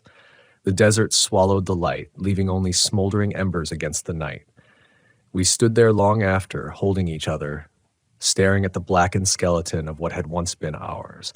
And though the fire was gone, though the shadow was gone, I couldn't shake the thought that some part of it had followed us anyway, that it wasn't bound to the RV, it was bound to us. We left the desert behind before dawn. The fire had burned itself out, leaving only a twisted frame of metal and ash where our RV had stood. The blackened skeleton sat quiet, no smoke, no heat, just ruins against the pale morning light. It should have felt like victory. Instead, it felt like a funeral. We didn't speak as we walked, packs heavy on our shoulders, the highway stretching endless in both directions. Erin limped, her ankle had twisted during the chaos, but she never once asked to stop. We just kept moving, one step at a time, like survivors crawling out of a wreck. When the sun finally rose, painting the desert gold, I glanced back. The ruins were gone from view, swallowed by distance, but the feeling wasn't. The weight sat heavy in my chest, a knot that no amount of walking could untangle. We didn't talk about what we'd seen. Not then. Not for days. We hitched a ride with a trucker heading east. He didn't ask questions, and we didn't volunteer answers. Just two dusty, hollow-eyed people sitting silent in the back of his cab, staring out at the road. Every mile we put between us and that desert should have felt like relief. But the farther we went, the stranger it felt. Like distance didn't matter. Like it was still with us. The first night we spent in a motel, neither of us slept. Erin sat up against the headboard, her knees pulled to her chest, her eyes fixed on the corner of the room where the shadows gathered. I lay beside her, pretending to rest, but my eyes kept sliding open, darting to the same spot. It was just a corner, just shadows, but I swore I saw them move. When the air conditioner clicked off, silence flooded the room. In that silence, I could almost hear it, that whisper, that endless hollow sound just below hearing. I turned on the light and left it on until morning. The days blurred. We moved east, picking up buses, rides, whatever we could find. The world carried on around us, families filling diners, kids laughing at rest stops, life humming along like nothing had happened. But in every window, every reflection, every corner of every room, I saw it. A flicker, a ripple of shadow. At first I thought it was just me, just trauma, memory, paranoia, until Erin stopped in the middle of a crowded station, her face pale, her lips trembling. I grabbed her shoulders. What? She didn't answer right away, just stared past me into the glass doors of the station. When she finally spoke, her voice cracked. It was there. I turned, heart hammering, but the glass showed only the reflection of strangers passing by. Just commuters, just travelers. But Erin shook her head. It was there, and I believed her. Nights were the worst. We avoided motels, choosing instead to camp in the open, away from buildings, away from doors that could swing open in the dark. We lit small fires, but neither of us trusted the light anymore. Fire had destroyed the RV, but it hadn't destroyed the thing. One night, as I sat staring at the flames, Erin spoke softly, almost to herself. It marked us. Her voice was calm, too calm. I looked at her, my throat dry. What do you mean? She stared into the fire, her face expressionless. It didn't lose. It doesn't have to. It's inside us now. The words chilled me, because I already knew they were true. We reached a small town after a week on the road. Erin insisted we stop just for one night, to shower, to rest. Against my better judgment, I agreed.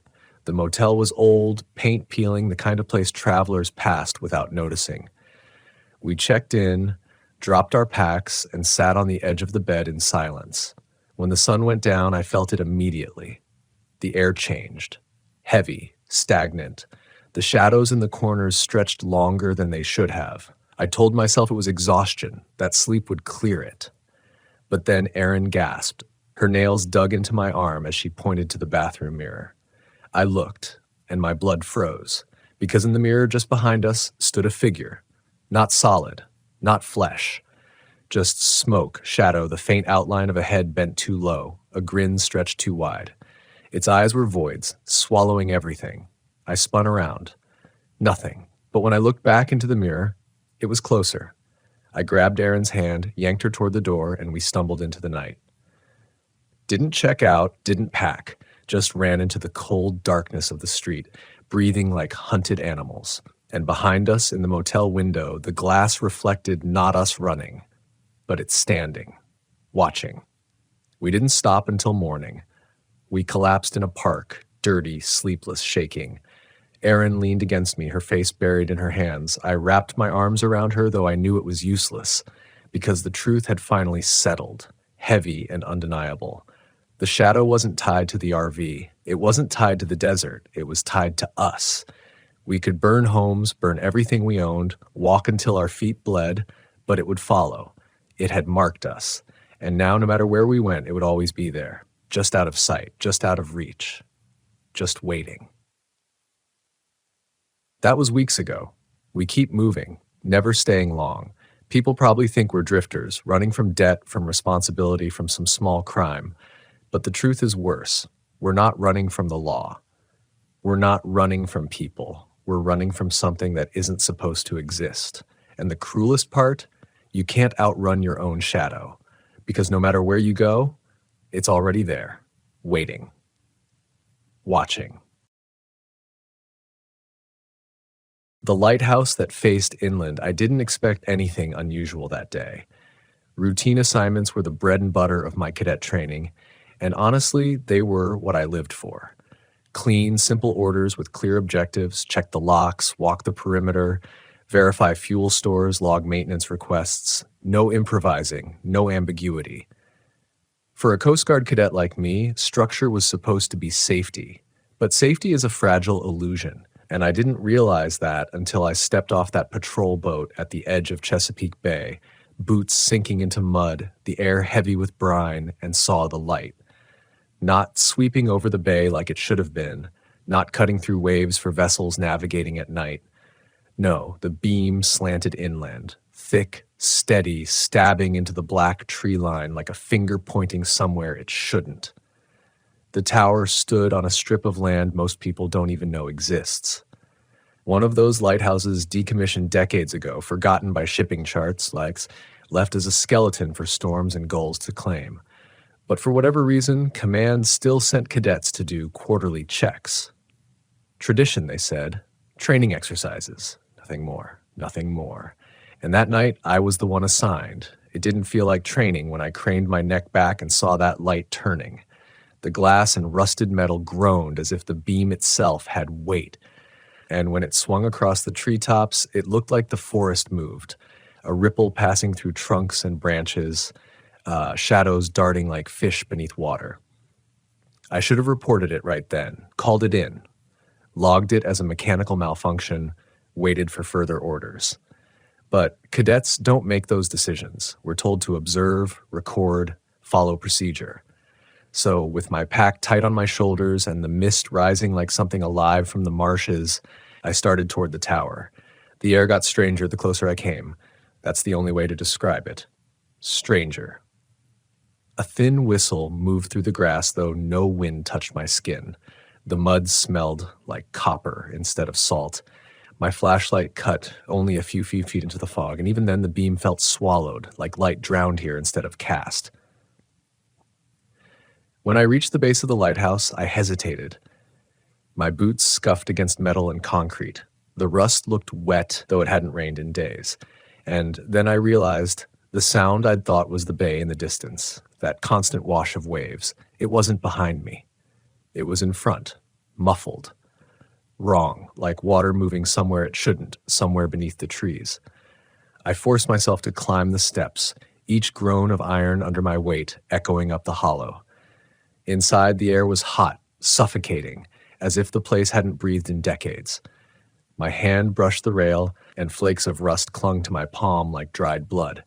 I told myself this was just routine. Inspect the tower, check the lens, log the condition, go home. But when I reached the lantern room, I froze. The mechanism was running, not sluggish, not broken.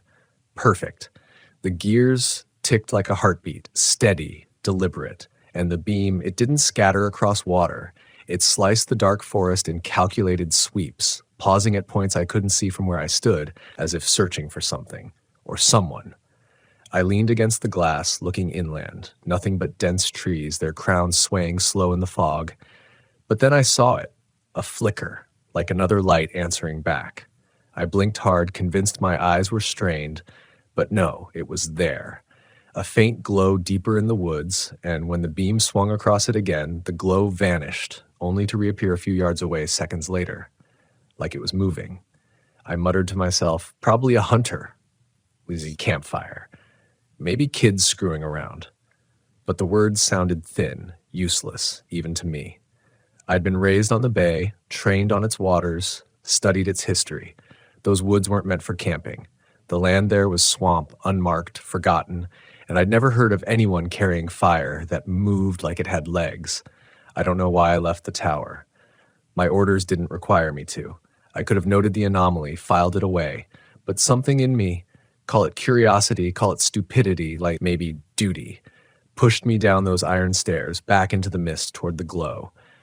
The ground softened underfoot, muck sucking at my boots. My flashlight jittered against trunks draped in moss, bark slick with damp.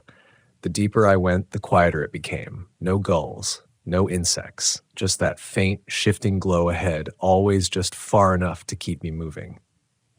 After 20 minutes, I realized I was lost. My compass spun erratic, the needle shivering like it couldn't settle. The GPS handset clipped to my vest flickered, then died. Battery full one moment, black the next. And when I turned back, expecting to see the lighthouse's beam marking my path, there was nothing. Only dark. That was when the sound began. Not close, not clear, but low, stretched out like a voice through water. Words I couldn't decipher, carried by rhythm more than meaning. And as the glow ahead pulsed brighter, the sound grew steadier, synchronized with the swing of the lighthouse beam I could no longer see.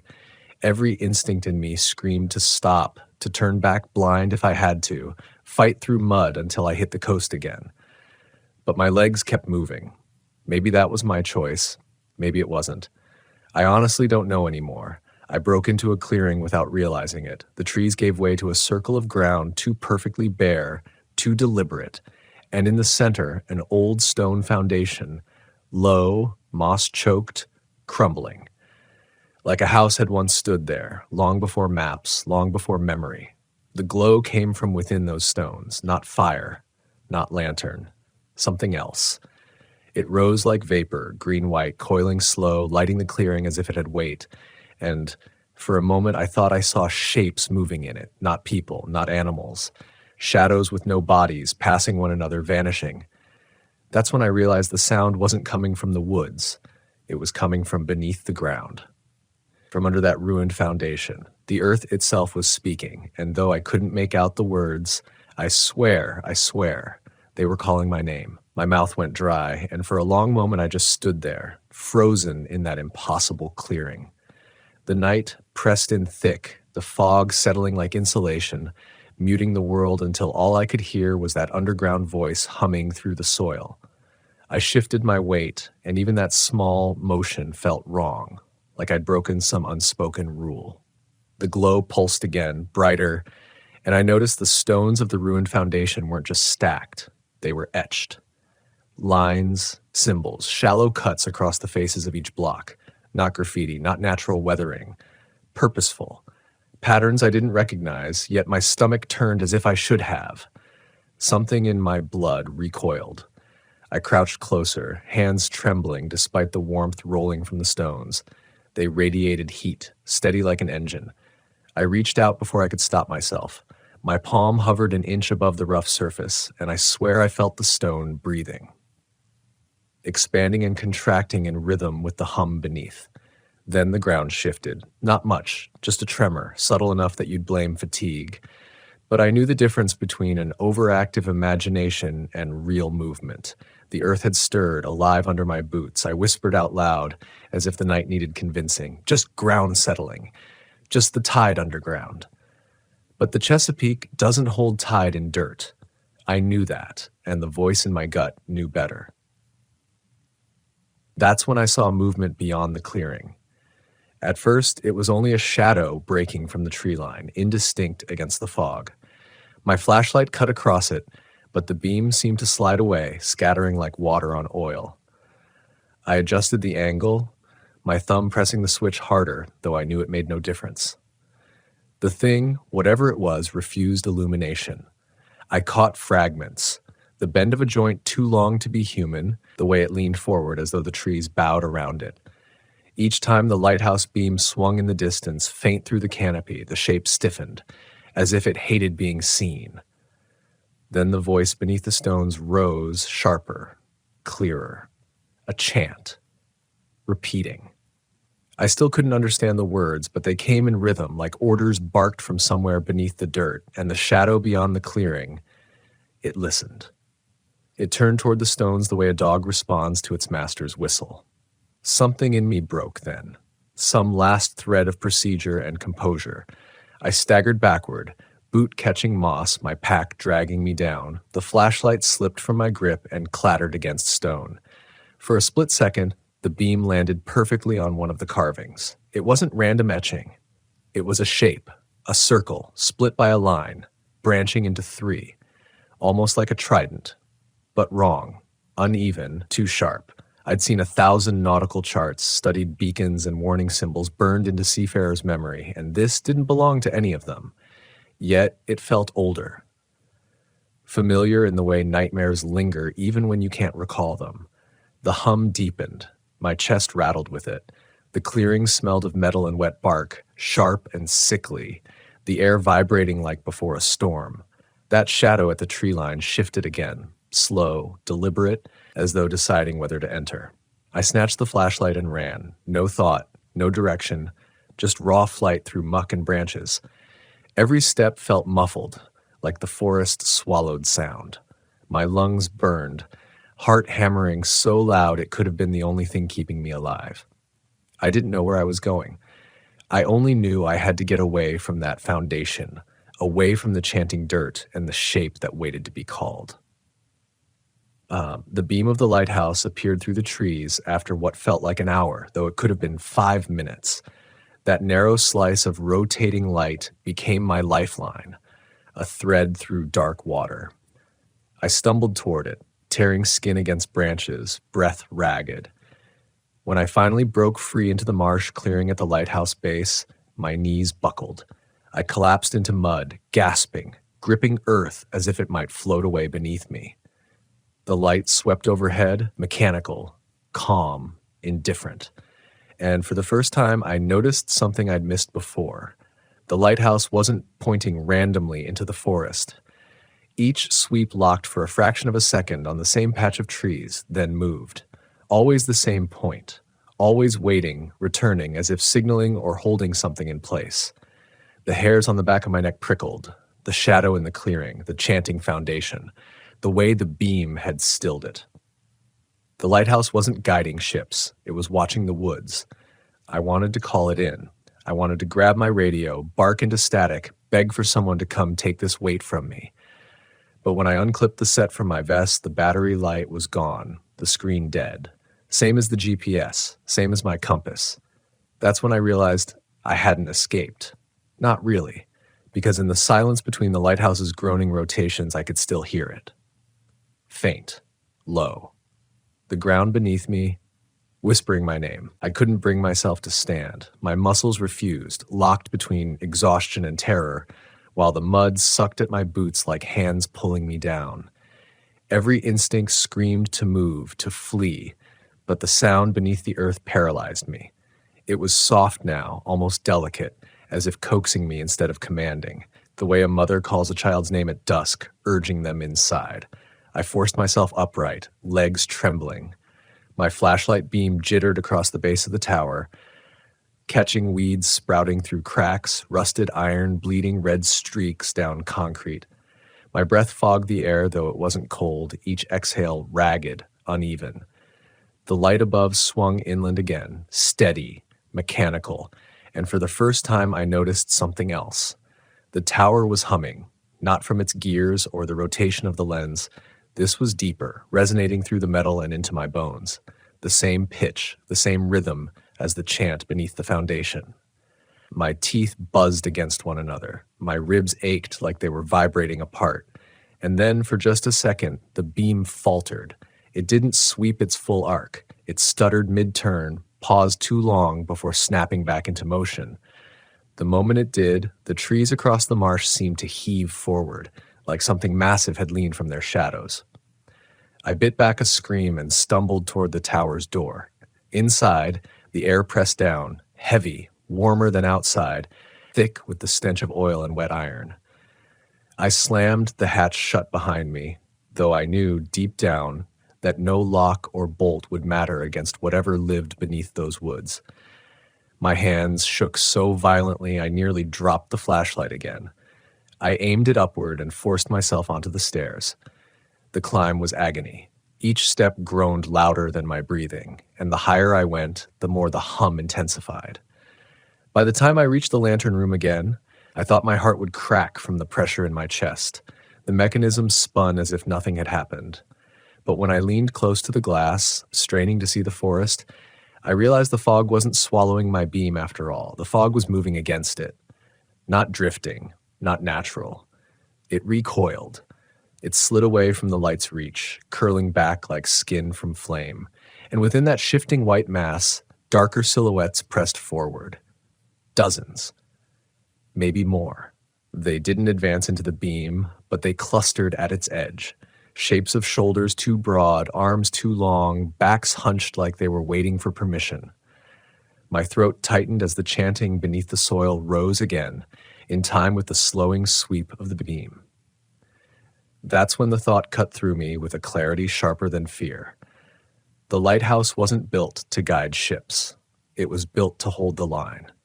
The sweep resumed, steady again, and the shapes shrank back, dissolving into fog. The chanting quieted.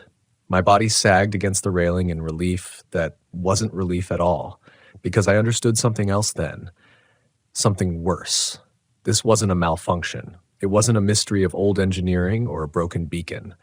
The tower was working exactly as it was meant to, and someone, long before me, had known why. I sat there until my legs cramped, afraid that if I left the lantern room, the beam would falter again. My mind kept circling the same impossible truth. This was no coincidence. The Coast Guard didn't assign cadets here for tradition. They were testing us, seeing if we could survive even a taste of this knowledge, or if we'd break under the weight of it. When dawn bled faint gray into the bay, I still hadn't moved. My eyes burned, my throat raw from shallow breaths, but the forest below remained still, the fog drifting ordinary and empty. For a moment, I almost believed I'd imagined it, that exhaustion and nerves had spun illusions from shadows and swamp air. But as I finally descended the stairs, boots echoing through the hollow tower, I noticed something carved into the inside of the hatch door. Not new. Old. Deep. A single line of words etched by hand, "Don't let it face away." The letters were sharp, desperate, carved by someone who hadn't wanted them forgotten. My hand lingered over them, fingertips raw from tracing the grooves. I wanted to scratch more, to add my own warning, my own proof. But I couldn't. My fingers locked, trembling too violently to press the knife point into steel. When I finally stumbled back to the shoreline, the patrol boat was waiting where I'd left it, rocking against the pier. My radio sputtered to life the second I stepped onto the dock, static clearing into crisp, professional voices as though nothing had ever failed. My compass needle pointed north again, steady and loyal. My GPS blinked awake with a cheerful glow. I considered reporting what I'd seen. But what words could I use? The lighthouse points the wrong way. The ground whispered my name. Something in the fog waits for the light to go out. No superior officer would believe me. Worse, they might. So I logged what I was expected to. Structure intact, mechanism operational, no irregularities. A clean report. The kind of record that gets filed and forgotten. But I can't forget. Not when I close my eyes. Not when I lie awake at night, listening to the low hum in the pipes of my own house, swearing it's the same rhythm I felt in my chest that night. And sometimes, God help me, when I wake before dawn, I think I see light against the wall through my window. Not the sun. Not street lamps. A single beam sweeping slow, steady, as if checking whether I'm still here. Weeks passed, but the silence that followed didn't feel like safety. It felt like waiting. My days filled with drills and coursework, the normal rhythm of cadet life, but the nights, those were different. I couldn't shake the sense that the ground beneath my bed was too thin, that if I pressed my ear to the floor, I'd hear that humming again. I didn't tell anyone. Not my fellow cadets, not instructors, not the old veterans who like to share storm stories over coffee. What could I say? That I'd stood in a clearing where the dirt breathed and shadows bent away from a beam of light, that the lighthouse wasn't guiding ships, but holding something back? I'd be sent to psych evaluation, stripped of assignment, dismissed as unfit. Maybe worse, maybe they'd nod like they understood, and then I'd know I wasn't the first to come back with that look in my eyes. But the silence didn't last. It started with the reports. They didn't reach us directly at first, just whispers filtering through mess hall talk, late-night rumors. Fishing vessels swearing they'd seen lights sweep across the bay in daylight, beams cutting against a clear blue sky. Locals reporting strange fog patterns curling into the woods instead of out of them. And one night, a shrimper said he'd heard a low, drawn-out hum echoing through his hull, so strong it shook the ice loose from his cooler. None of that was in official logs, of course. But you learn quick in the service, what's written and what's lived are two different truths. Then came my second assignment. They handed me the orders without hesitation, just a standard dispatch. Return to the lighthouse, confirm operational status, escort a technician for gear inspection. My throat went dry as I read it. I couldn't refuse, not without raising questions I wasn't ready to answer. So I signed, saluted, and boarded the boat again. The technician was a civilian, middle-aged, eyes sunken from years of salt and weather. He didn't talk much, just grunted while checking his kit. But when the lighthouse came into view, beams still cutting inland, I noticed his knuckles tighten white around the railing. "You've been here before?" I asked. He didn't look at me, just muttered, "More than once." I thought about pressing, but something in his tone warned me off. So we rowed the rest of the way in silence, the waves slapping harder against the hull than I remembered, the air charged like before a storm. When we docked, I felt the same wrongness crawl up my spine, the same heavy air, the same silence pressing from the woods. But this time I wasn't alone, and somehow that felt worse. We entered the tower together, the technician moving with a precision that told me this wasn't new to him. He touched the railing the way you'd touch the shoulder of an old friend you didn't quite trust. As we climbed, the hum grew stronger, filling the hollow space until our boots on iron seemed like part of its rhythm. At the lantern room, he paused, laid out his tools, inspected the gears, oiled the mechanism with hands too steady for a man his age. But he never once looked inland. Not until the beam locked on its arc and the fog beyond shifted, his dark shapes pressing against the tree line. I froze, breath catching. But he just sighed, low and tired, and whispered, "They're closer." The words chilled me worse than the night air. I wanted to ask who or what, but I knew. I'd seen them too. Shapes waiting just beyond the beam's reach. He tightened one last bolt, then straightened with a grimace. "This light doesn't shine for ships," he said. "Don't forget that, ever." "I know," I whispered. He turned then, really looked at me for the first time. His eyes were sharp, wet with exhaustion, but beneath it all was recognition. Like he'd seen the same thing years ago and had been waiting ever since for someone else to admit it. "They'll send you back again," he said. "They always do." And then he packed his tools, descended the stairs, and left me standing alone in that lantern room with the light still sweeping, the fog still pressing, and the hum clawing up through the floor. I followed eventually, but not before carving 3 words into the railing with my knife, deep enough that even rust would need years to hide them. "Don't look away." Even now, I wonder if that was for the next cadet or for me. Because sometimes when I'm alone in my bunk, I can feel the sweep of a beam across my skin.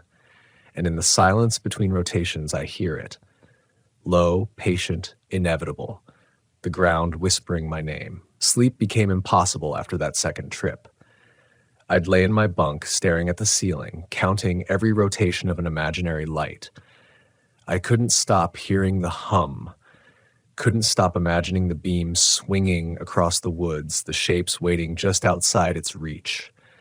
My body would flinch awake every time the silence stretched too long, like I was bracing for the moment the light failed again. And sometimes, when the bass was dead quiet, I swore I heard it under the floorboards, timid at first, then steady, like the earth itself breathing through the concrete foundation. Nobody else seemed to notice, or if they did, they ignored it. I kept my mouth shut. What else could I do? But the strain was visible. One of the instructors pulled me aside after morning drills, eyeing the hollows under my eyes. He told me I needed rest, said the bay could mess with a young man's head, especially one still learning the rhythms of the job. He suggested I take shore leave, head inland for a while, visit family. That was when I realized I didn't want to go inland. The thought chilled me more than the lighthouse itself. Every instinct should have screamed to run from the bay, to put miles of highway and concrete between me and that tower. But the idea of leaving felt like peeling myself away from something I was bound to. As if the beam wasn't just holding the forest at bay, it was tethering me to it, one rotation at a time. A month later, orders came down again. Third inspection, same location. I stared at the paper in my hands, bile rising in my throat. They didn't even try to make it sound routine this time. Just a clean line of text, my name attached, no explanation. I signed because refusal wasn't an option. But when I boarded the boat that morning, the technician wasn't with me. No escort, just me. The water was calm, the air unusually clear, but I felt the weight of every second dragging us closer to shore. The lighthouse beam still cut inland, steady, unwavering. My chest tightened the moment I saw it. When I stepped onto the dock, the silence was worse than before. No gulls, no insects. The bay itself seemed to hold its breath. I entered the tower, climbed the iron stairs, and reached the lantern room. The beam swept as always, smooth, deliberate. But this time, I didn't look inland. I couldn't. My hand rested against the glass, knuckles white, forcing myself to focus on the mechanism instead of what it was holding back. But then the beam faltered. Not a full pause, just a shiver in its arc, a stutter. And in that moment, before I could stop myself, I looked. The tree line bent forward, every trunk tilting, every shadow stretching toward the tower. And there, between the shapes, I saw faces. Not human exactly, but close enough to twist my gut inside out. Too smooth, too pale, eyes sunk deep, mouths open wider than they should be. Their lips didn't move, but I heard them anyway, the same chant, the same rhythm, my name in the soil. I staggered back, hitting the railing, pulse thundering in my ears. The beam resumed, steady again, and the faces melted into fog. But the sound didn't stop. It followed me down the stairs. It echoed through the hatch. It chased me across the dock, across the waters, all the way back to base. And now, even here, even inland, I can still hear it.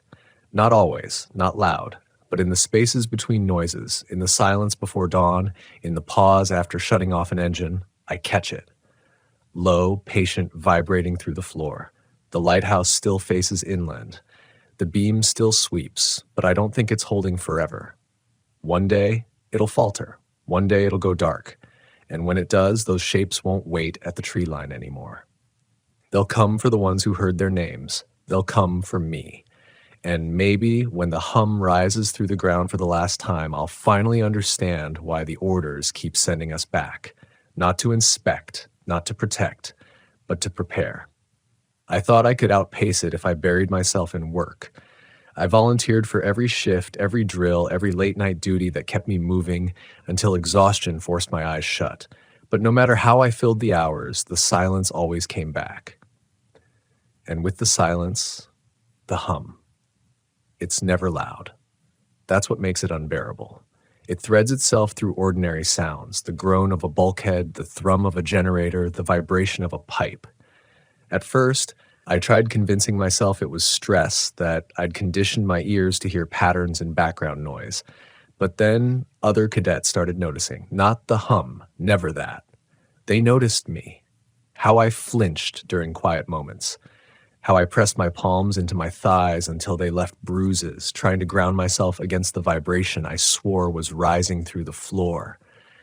They asked if I was okay, if I needed rest. I laughed it off. But laughter doesn't drown out the sound. 2 weeks after the third inspection, I woke in my bunk to find something scratched into the wood above my head. 3 words, carved shallow, the way my own knife had bitten into the lighthouse railing.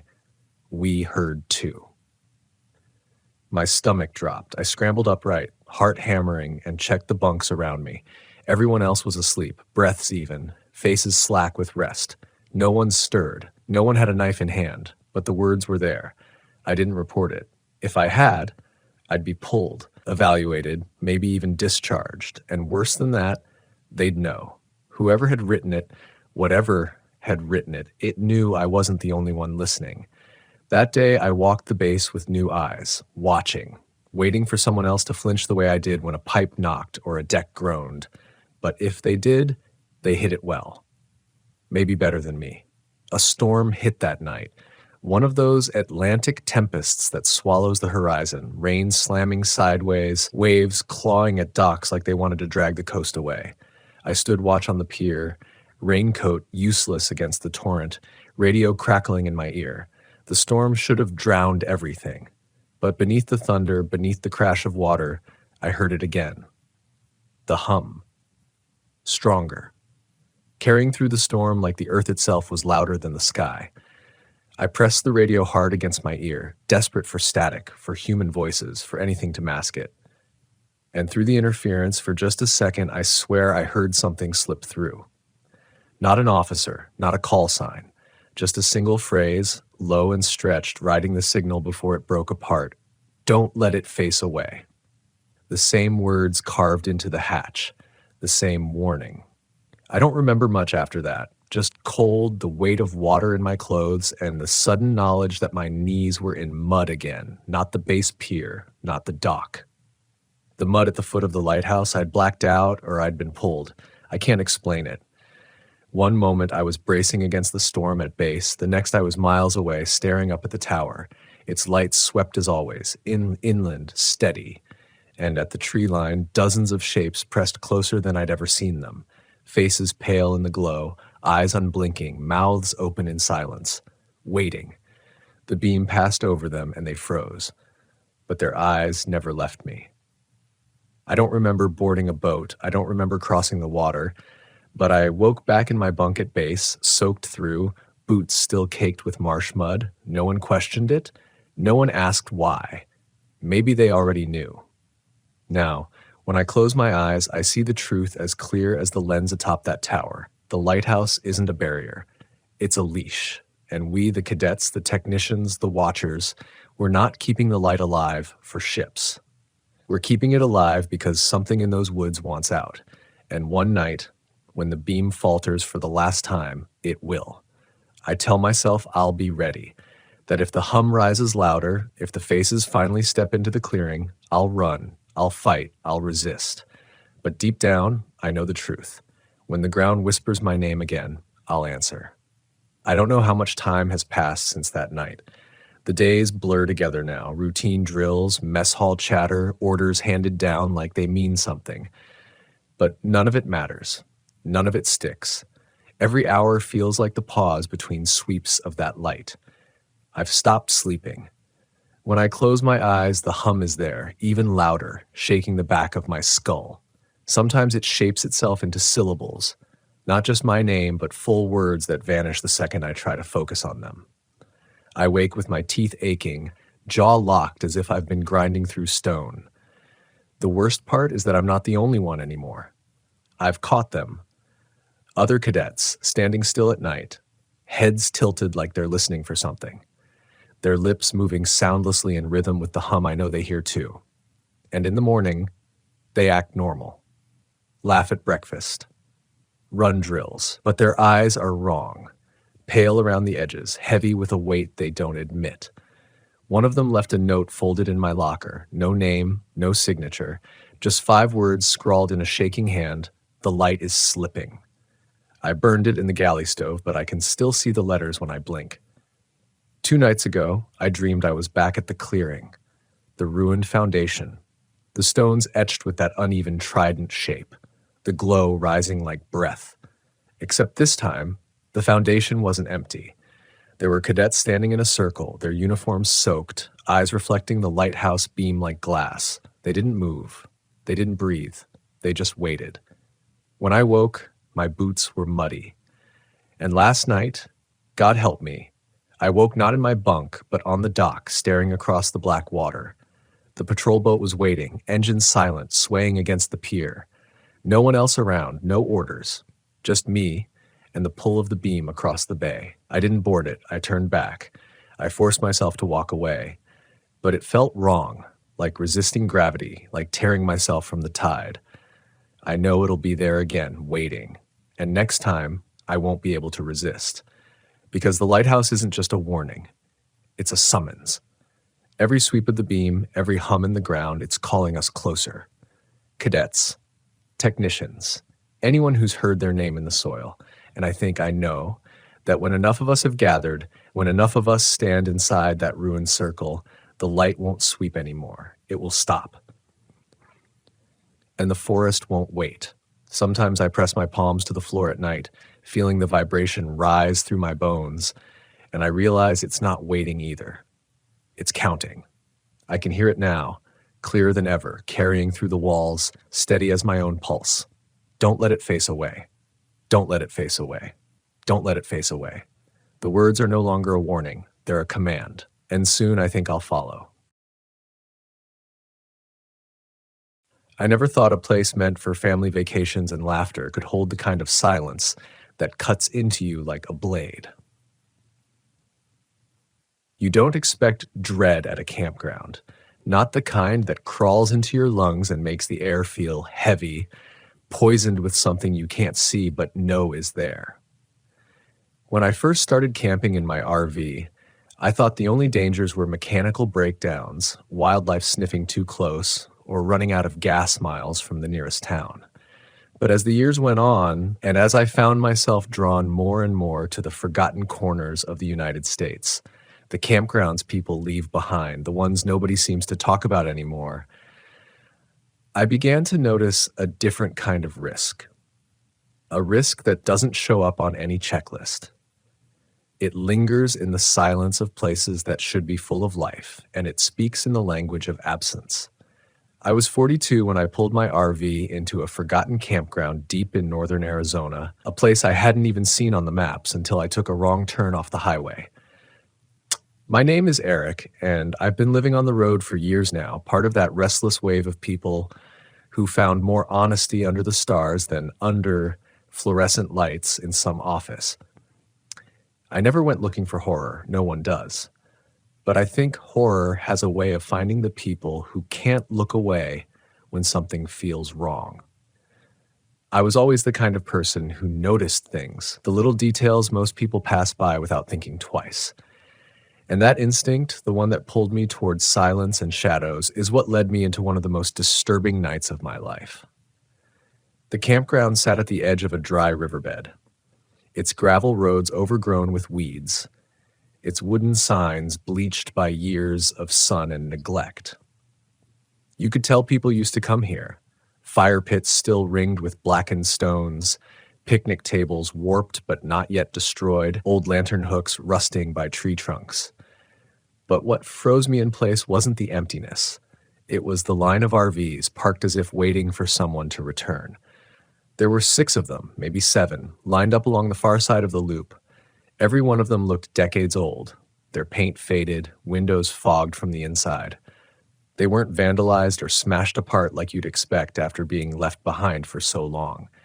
They looked paused, as if their owners had stepped away for a moment and just never came back.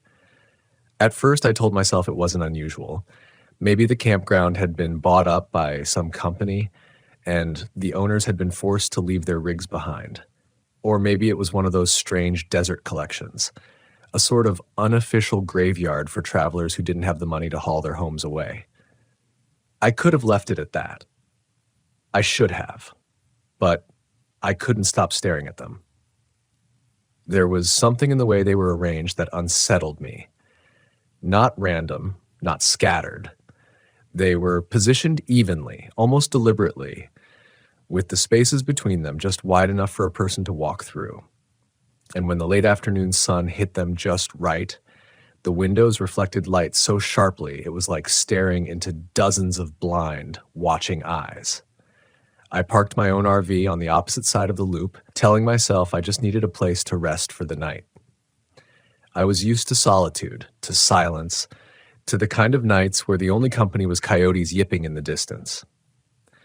But as the engine went quiet and the dust settled, I felt something different pressing in. It wasn't the sound of the wilderness, it was the lack of it. No bird song, no insects, no rustle of wind through the mesquite. Just a silence so complete that I could hear my own heartbeat.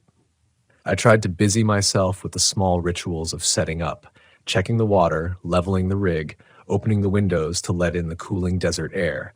But no matter what I did, my eyes kept drifting back to those abandoned RVs.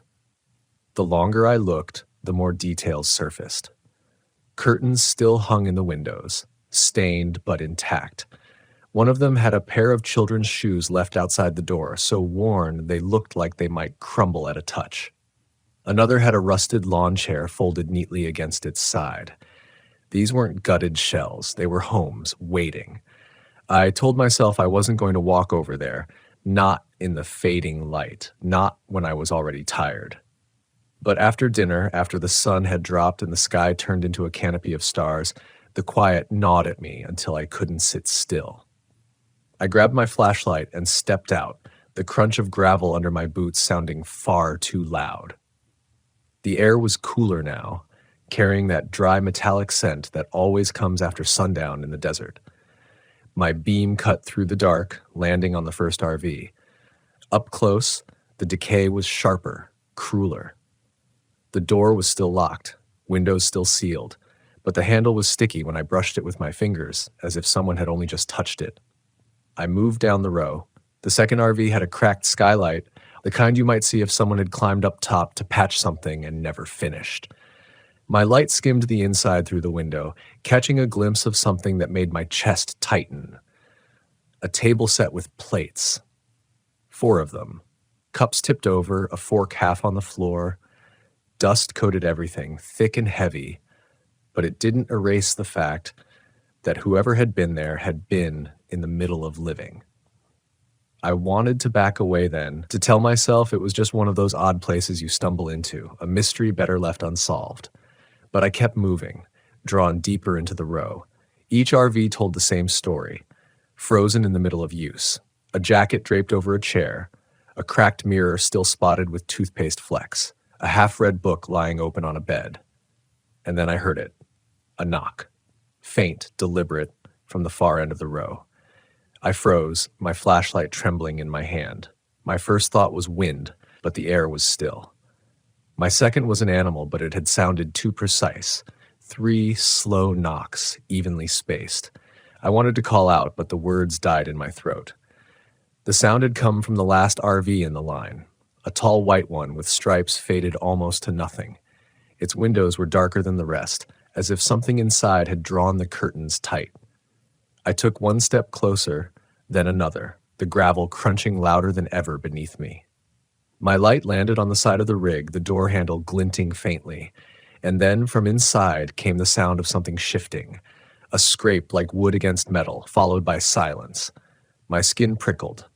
My instincts screamed at me to leave, to turn and run back to the safety of my own rig.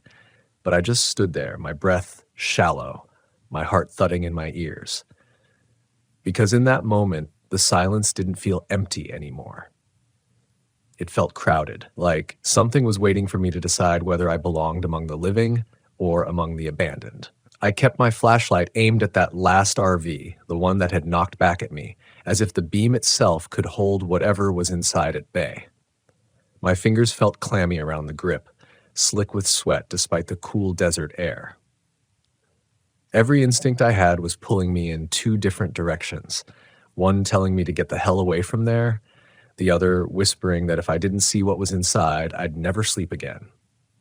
I leaned closer. The paint on the side of the RV had bubbled in patches like it had sat under the sun for decades, but the door looked newer, repainted. The handle gleamed faintly, a bright spot against decay. I reached out and stopped short when I realized my hand was shaking.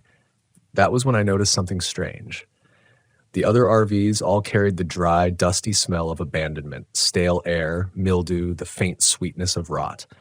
But from this one, even before I touched the handle, I caught a scent that didn't belong. Smoke. Not thick or choking, but faint, like the ghost of a campfire that had gone out hours earlier. And underneath that, another smell. Sharper. Metallic. Like pennies rubbed together in a sweaty palm. I swallowed hard, stepped back, and tried to breathe through my mouth. That's when I heard it again. A scrape. A thud. Then silence. The sound was coming from just inside the door, close enough that I imagined something or someone standing there, listening to me breathe. I don't remember making the choice to retreat, but suddenly my legs were carrying me backward, crunching gravel with each frantic step until I was halfway down the row. I kept the beam trained on that last RV, but nothing moved, nothing opened, nothing followed. By the time I stumbled back into my own rig and locked the door behind me, my chest was heaving like I'd just run miles. I turned off the flashlight and sat in the dark, pressing my palms against my knees to keep them from shaking. The silence returned. But now it wasn't empty. It felt watchful. I tried to convince myself I'd imagined it, that the knocks had been metal expanding in the cool night, or a branch falling just right against the side of the rig. But deep down, I knew I hadn't. Something had been there. Something still was. I didn't sleep much that night. Every creak of my RV, every distant rustle outside made me flinch. Once, around 3 a.m, I swore I heard footsteps circling my rig, slow, careful, as though whoever it was didn't want to be noticed. I stayed still, gripping a kitchen knife in the dark, listening as they faded away into silence again. When the first hint of dawn lit the sky, I stepped outside. My breath misted in the cold morning air, and the desert stretched wide and empty around me. The line of RVs stood just as they had before, pale shapes in the rising light. Except for one thing. The last RV, the one I'd heard the knocks from, now had its door slightly ajar, just a crack, enough to see darkness beyond. I froze, staring at it from across the loop, a chill crawling down my spine. Someone or something had opened that door in the night. I should have left right then, started the engine, hit the road, and never looked back. But some stubborn part of me, the part that had pulled me into these forgotten places in the first place, wouldn't let go. I needed to know, not just for myself, but because I felt deep in my bones that whatever had happened here was something no one wanted to see anymore. Something people had chosen to bury by walking away. So I crossed the loop again. My boots crunched on gravel, loud in the thin morning air. I kept my eyes on that open door, my chest tight with each step. When I reached it, I hesitated. The smell was stronger now, that faint smoke layered over something metallic and sour. I nudged the door wider with the edge of my flashlight, careful not to touch the handle. Inside, the air was stale, thick with dust, but there was something else too, a heaviness, like the atmosphere had weight. My light cut across the small interior, landing first on the kitchenette, plates still stacked neatly, a coffee mug resting in the sink, and then the table. There were 2 plates set there, not 4 like the other RV I'd looked into, just 2. Forks resting on top, dust coated everything, but I could still see the outline of what had once been food, something dark, dried to the plates. I stepped inside, and the floor creaked beneath me. The sound echoed too loud in the tight space, and for a moment I thought I heard something shift in the back, past the curtain that separated the sleeping area. I raised the flashlight, my hand trembling. "Hello?" My voice sounded small, swallowed by the space. No answer. The curtain stirred, just slightly. My throat tightened. I wanted to bolt, to turn and run back into the clean, sharp morning air. But my feet carried me forward. One slow step, then another. I reached the curtain and hooked the edge with my flashlight, pulling it back. The bed was empty, but the blanket was pulled back as if someone had just gotten up. And on the pillow, clear against the faded fabric, was the outline of a head, pressed in deep fresh enough that I could still see the shape of it. I stumbled back, my shoulder knocking into the wall. My flashlight wavered, beams scattering over the interior. And that's when I saw it. Scratches carved into the paneling by the bed. Dozens of them, all clustered together, some shallow, some deep enough to gouge splinters. Not words, just marks, the kind you make when you're trying to claw your way out. The air felt suffocating then, pressing down on me, thick with something more than dust. My body screamed at me to leave, to get out before the silence broke again. I backed through the door and stumbled onto the gravel, gasping in the open air. The sunlight had risen higher now, spilling gold across the campground, but it didn't bring warmth. Not here. I stood there, staring at the line of RVs, and for the first time I wondered if they weren't abandoned at all. Maybe they'd been left as warnings. Graves without markers, stories without endings. And yet, I couldn't shake the feeling that whatever had happened here wasn't finished. Not with me standing there, breathing the same air, seeing the same things I wasn't supposed to see. I stood there in the gravel, the sun climbing higher, trying to convince myself I hadn't really seen what I thought I'd seen. A head-shaped indent on the pillow, scratches in the wall, dust makes shapes all the time. Wood cracks as it ages. That's what I kept telling myself. But no matter how hard I tried to force logic onto it, I couldn't shake the sense that those scratches hadn't been made years ago. They were sharp-edged, clean, fresh enough that splinters still clung around them. And the smell, that faint metallic tang that clung to the air even as the breeze picked up, it hadn't left my lungs. It felt like it was inside me now, woven into every breath. I should have packed up, turned the key, and driven away without looking back. But fear has a way of twisting into something else. Curiosity, defiance, even obsession. The more I told myself to leave, the more I found my eyes dragging back toward those silent rigs lined up like mourners at a graveyard service. I wasn't ready to leave. Not yet. So I made a bargain with myself. I'd stay one more night. Just one. I wanted to see what happened when the darkness came back. Whether the knocks returned, whether the footsteps circled me again.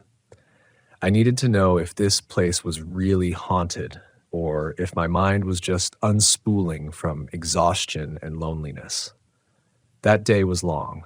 The sun burned hard over the desert, bleaching the campground until every shadow looked sharper than it should have. I tried to distract myself by keeping busy, checking over my rig, walking the dry riverbed, even jotting notes in a leather-bound journal I'd been carrying for years. But the silence pressed in constantly, heavier than any desert quiet I'd known before. Even out in the riverbed, where I expected at least to hear the shrill chatter of insects or the faint hiss of wind against rocks, there was nothing. Just me, my breath, and the crunch of gravel underfoot. By late afternoon, I found myself back at the line of RVs, unable to resist. I didn't go inside any of them this time, but I walked slowly past each one, studying the details I'd missed the night before. On the third RV, I noticed handprints on the window. Not smudges of dirt, but streaks left behind where someone had pressed against the glass with force. 5 distinct marks, trailing downward. On the fifth, I saw that the door was slightly dented, as though something inside had slammed against it again and again. And on the 6th, near the ground, I spotted something that made my stomach clench. A set of scratches, not animal, not random, but deliberate lines gouged into the metal skirting. Numbers. 3 vertical slashes, then 2, then another 3. I crouched close, my breath shallow as I traced them with a fingertip. They looked like tally marks. I stood too quickly, my knees trembling. It wasn't just the abandonment that haunted this place. Someone had tried to leave signs. Someone had tried to count.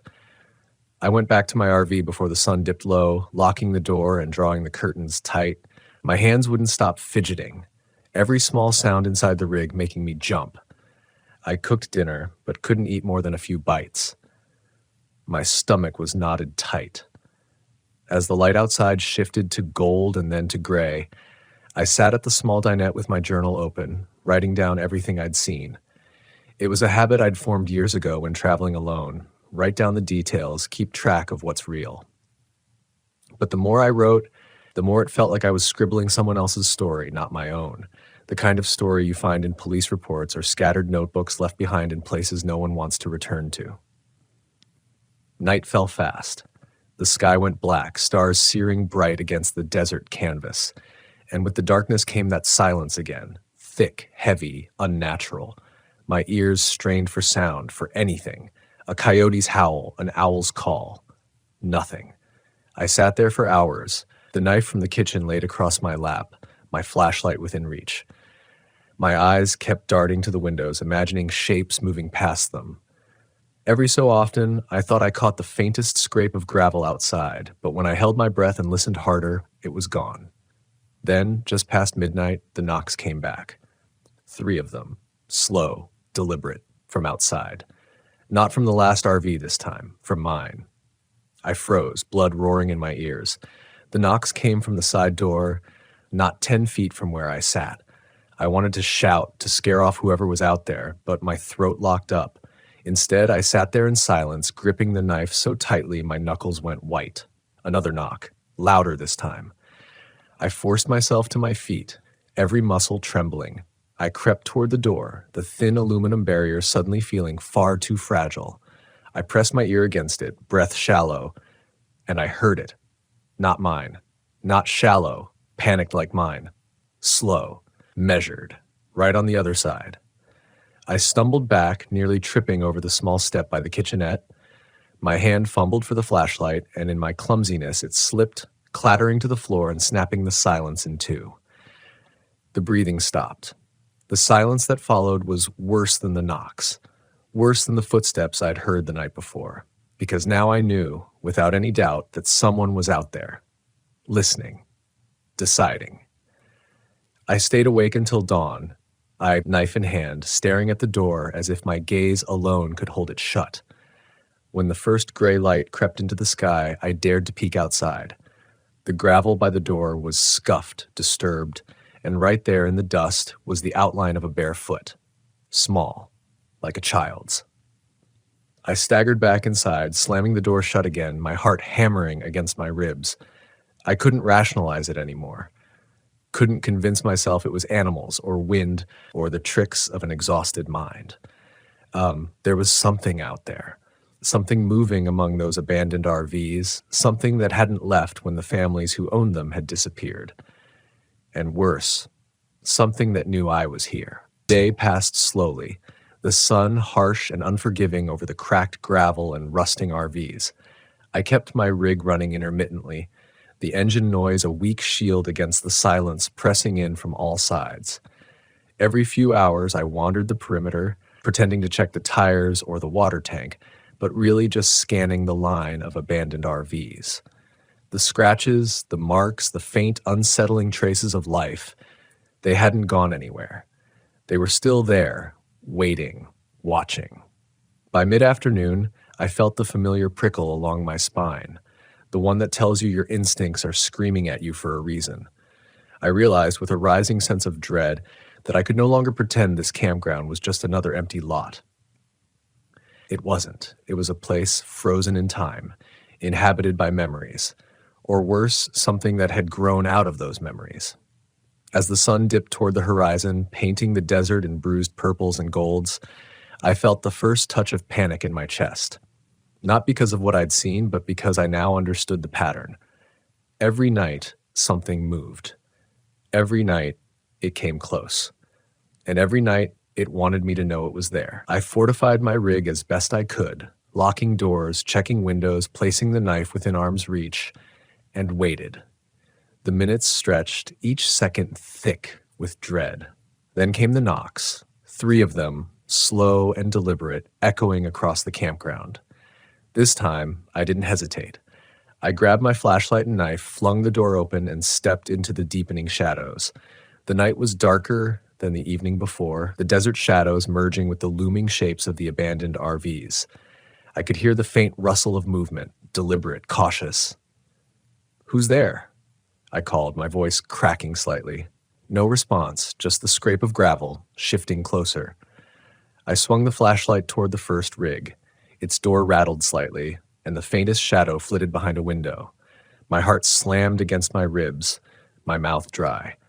The shadow moved, not like a person walking, too fluid, almost gliding. I took a cautious step forward, my knife raised, and the shadow vanished. Just like that, as if it had been nothing more than a trick of my mind. But I knew better. I moved toward the next RV, then the next. With each step, the sense of being watched deepened. I could feel eyes on my back, in the spaces between rigs, in the darkened corners of the campground. The tally marks, the handprints, the scratches, they weren't warnings. They were invitations. I reached the last RV, the one with the open door from the night before. The air around it was colder, thicker. The metallic scent was sharper, almost choking. My flashlight cut across the interior, empty. At first glance, then I saw it, a small figure crouched low in the corner of the sleeping area. I froze. My breath caught. It wasn't moving, not breathing, not blinking, just sitting there, waiting. I forced myself to take another step. Hey, it's okay, I'm not going to hurt you. No response. My flashlight wavered as my hands shook. The figure tilted its head slightly, and I saw that it was a child, no more than 8 or 9, wearing clothes that hung loose and frayed, eyes wide and dark, staring straight at me. Where are your parents? I stammered, but the words sounded hollow even to me. The child didn't move, didn't answer, just watched as if measuring me, weighing me. Then, with a sudden fluid motion, the figure darted to the back of the RV, slipping behind the curtain separating the sleeping area from the kitchenette. I rushed forward, heart pounding, trying to reach it, but when I pulled the curtain back, there was nothing. The space was empty. I backed out of the RV, my pulse hammering, and that's when I heard it, a whisper, soft, almost too faint to hear over my own heartbeat, coming from somewhere between the rigs. Go. The voice wasn't childlike, not exactly. It was raspy, old, urgent, and yet it was coming from everywhere and nowhere all at once. I spun in place, trying to locate it, but the shadows only shifted in response. That's when I realized something. The child I had seen, the figure crouched in the corner, it hadn't been alone. There were more of them, scattered among the other RVs. I could catch glimpses of shapes in the windows, tiny silhouettes flitting behind curtains, shadows that didn't belong to trees or furniture. I stepped back, fumbling with the flashlight, trying to make sense of it. The figures moved silently, impossibly fast, yet never leaving the confines of their rigs.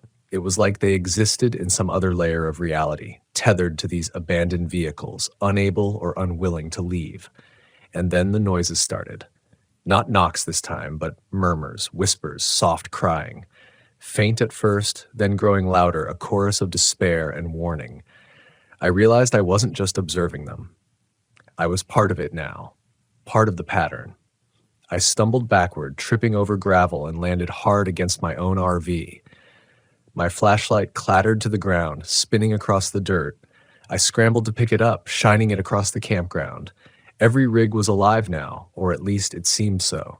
Movement, shadows, the subtle pressure of presence pressed in from all sides. I felt panic claw at my throat, but somewhere deep inside, a part of me understood. These weren't ghosts in the traditional sense. They weren't malevolent in the way a haunting might be portrayed in movies. They were trapped, stuck between existence and memory, bound to the places they had once called home, unable to move on. And they weren't going to let me leave without understanding. The whispers intensified, overlapping, creating a rhythm that mimicked a heartbeat. Listen, see, remember. I fell to my knees, shivering, gripping my flashlight so tightly it hurt. Every instinct screamed at me to run, but the raw, almost desperate urgency in their voices rooted me in place. I couldn't leave. Not until I understood. Slowly, I began to walk among the RVs, flashlights sweeping across their interiors. Each one told a story. A family interrupted mid-meal, a child's shoes left by a door, a jacket draped over a chair, plates stacked with dried remnants of meals. Dust coated everything, but the air was heavy with presence. Lives frozen in time. And in each, a whisper or shadow reminded me they had been here. They had been waiting. By the time the sun began to rise, brushing the desert with pale light, I understood what I had stumbled into. This campground wasn't abandoned. It was a liminal space, a kind of way station for lives that had ended abruptly, leaving echoes behind. And those echoes, they weren't angry, they weren't trying to hurt me. They simply wanted acknowledgement, recognition, someone to bear witness to what had been lost. I sat on the gravel, flashlight in hand, listening to the last of the whispers fade with the coming daylight. My body ached from tension, but my mind felt strangely calm. The fear hadn't gone, but it had transformed. It was no longer the sharp, immediate panic of a threat. It was a solemn reverence for what remained here. I knew I couldn't stay forever. No one could. But I also knew I couldn't leave and pretend it hadn't happened.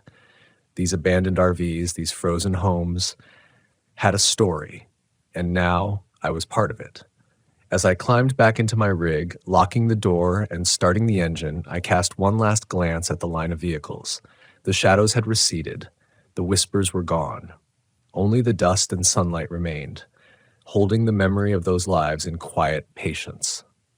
I drove away slowly, my eyes flicking to the rearview mirror, half expecting to see a small figure on the gravel waving goodbye.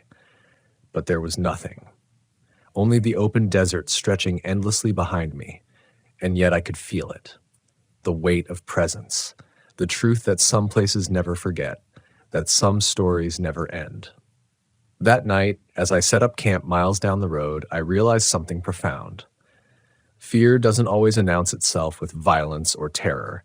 Sometimes it comes quietly, pressing against your mind, forcing you to see what you might rather ignore. But facing it, acknowledging it, walking among it with open eyes, that's when you learn the most. About the world, about others, and about yourself. I didn't leave that campground entirely behind me. The memory lingers, stitched into my own story, a reminder that even in the quietest places, life and loss can leave marks that demand to be seen. That night, I understood why some people avoid the forgotten corners of the country. Not because they're dangerous in the conventional sense, but because they remind you of what's real, the fragility of life, the echoes of absence, and the strange, unrelenting persistence of memory. And if you ever stumble upon a line of abandoned RVs, parked in neat rows under the relentless sun, with windows dark and doors still, pause. Look closely. Listen. Don't be afraid of what's gone. Be afraid only of ignoring it. Because the abandoned are never truly gone. They're waiting, patient, for someone to notice. The days that followed were quiet, almost painfully ordinary. I moved on from that campground, tracing my way through the deserts, forests, and mountains of the West, always in my RV, always chasing the horizon. But the memory of those abandoned rigs never left me. It wasn't something I could shake off like a bad dream. It clung to the edges of my vision, whispered in the quiet moments before sleep, and pressed at the back of my mind whenever I saw a line of vehicles sitting still in the sun.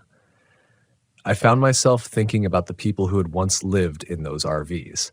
I pictured them in ordinary moments, a mother setting a cup of coffee on the table, a father tightening a bolt on the wheel, children running across the gravel, laughing. And then, the moment, they disappeared. Whatever it had been, an accident, a sudden departure, a tragedy, it left the RVs frozen, a haunting snapshot of lives interrupted. I realized that the fear I had felt in that desert campground wasn't just about the unknown. It was about empathy. It was about feeling the presence of lives that had been paused, the echo of existence, and the responsibility of acknowledgement. Fear is not always sharp and immediate. Sometimes it's quiet and pervasive, teaching you lessons you can't ignore. That campground had been terrifying, not because something attacked me, but because it forced me to see life as fragile, temporary, and at times tragically abandoned. The RVs themselves became symbols in my mind, the vulnerability of living on the road, the delicate balance between adventure and risk, and the weight of memory carried by objects long after people are gone. Each time I passed an old campsite or saw an RV left to rot, I remembered the trembling silence, the faint whispers, the shadows that seemed almost alive, and I carried those memories as both a warning and a guide. I began to approach camping differently after that, not with fear, but with awareness. I checked my surroundings carefully, respected the history of every place I visited, and never assumed that silence meant emptiness. There is a story behind every abandoned trail, every empty cabin, every line of RVs waiting in the sun. And sometimes acknowledging those stories is more important than any comfort or convenience you could hope to find. Over time, I came to understand the subtle beauty in what I had witnessed. There is a lesson in presence, in paying attention, in walking quietly among the echoes of others. Life isn't always loud, dramatic, or visible. Sometimes it resides in the faint scratches on a wall, in the dust-covered dishes, in the shadows that flit just beyond your vision. The abandoned RVs had shown me that. They had held their vigil for years, silent but patient, waiting for someone to notice, to remember, to respect. I never went back to that specific campground. There's no reason to. The lesson is not in returning, but in carrying forward the awareness it instilled. And I found that awareness changed the way I interacted with the world. I became more careful, more observant. I noticed small details, subtle changes, the way light fell on a path or dust clung to a surface. I listened more attentively, not just for danger, but for the presence of life, for the traces people leave behind. Camping became, in a sense, a meditation. Each new site was a chance to witness, to learn, and to honor the lives that had passed through before me. The fear I had felt became a guide rather than a burden. It reminded me that respect is necessary, that curiosity must be tempered with caution, and that even in isolation, you are never truly alone. I think about the campground sometimes, especially when I see a row of abandoned RVs in the distance. I imagine the shadows inside, the faint whispers, the lives paused and waiting for acknowledgement. And I smile, not out of relief, but out of reverence. They taught me something invaluable, that the world is full of unseen presences, and that the act of noticing, of witnessing, gives them a kind of life that transcends absence. That is why, when I tell this story, I tell it not as a warning, but as an invitation, not to seek fear, but to seek awareness, to look beyond what's obvious, to walk gently, to honor what has been left behind. Because in the quietest places, in the stillest moments, the echoes of life are waiting for someone to see them. And when you do, you carry a piece of their story forward. The abandoned RVs aren't just relics. They're teachers.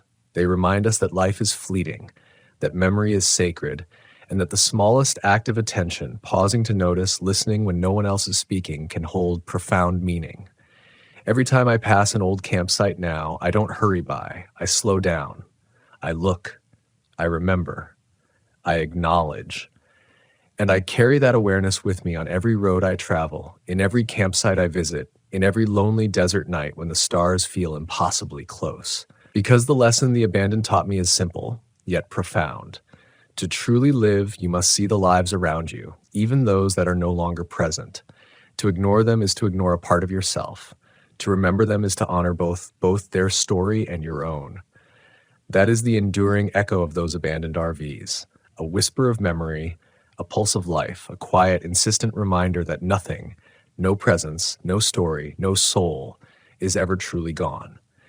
And if you choose to see, to witness, to honor, it changes you forever.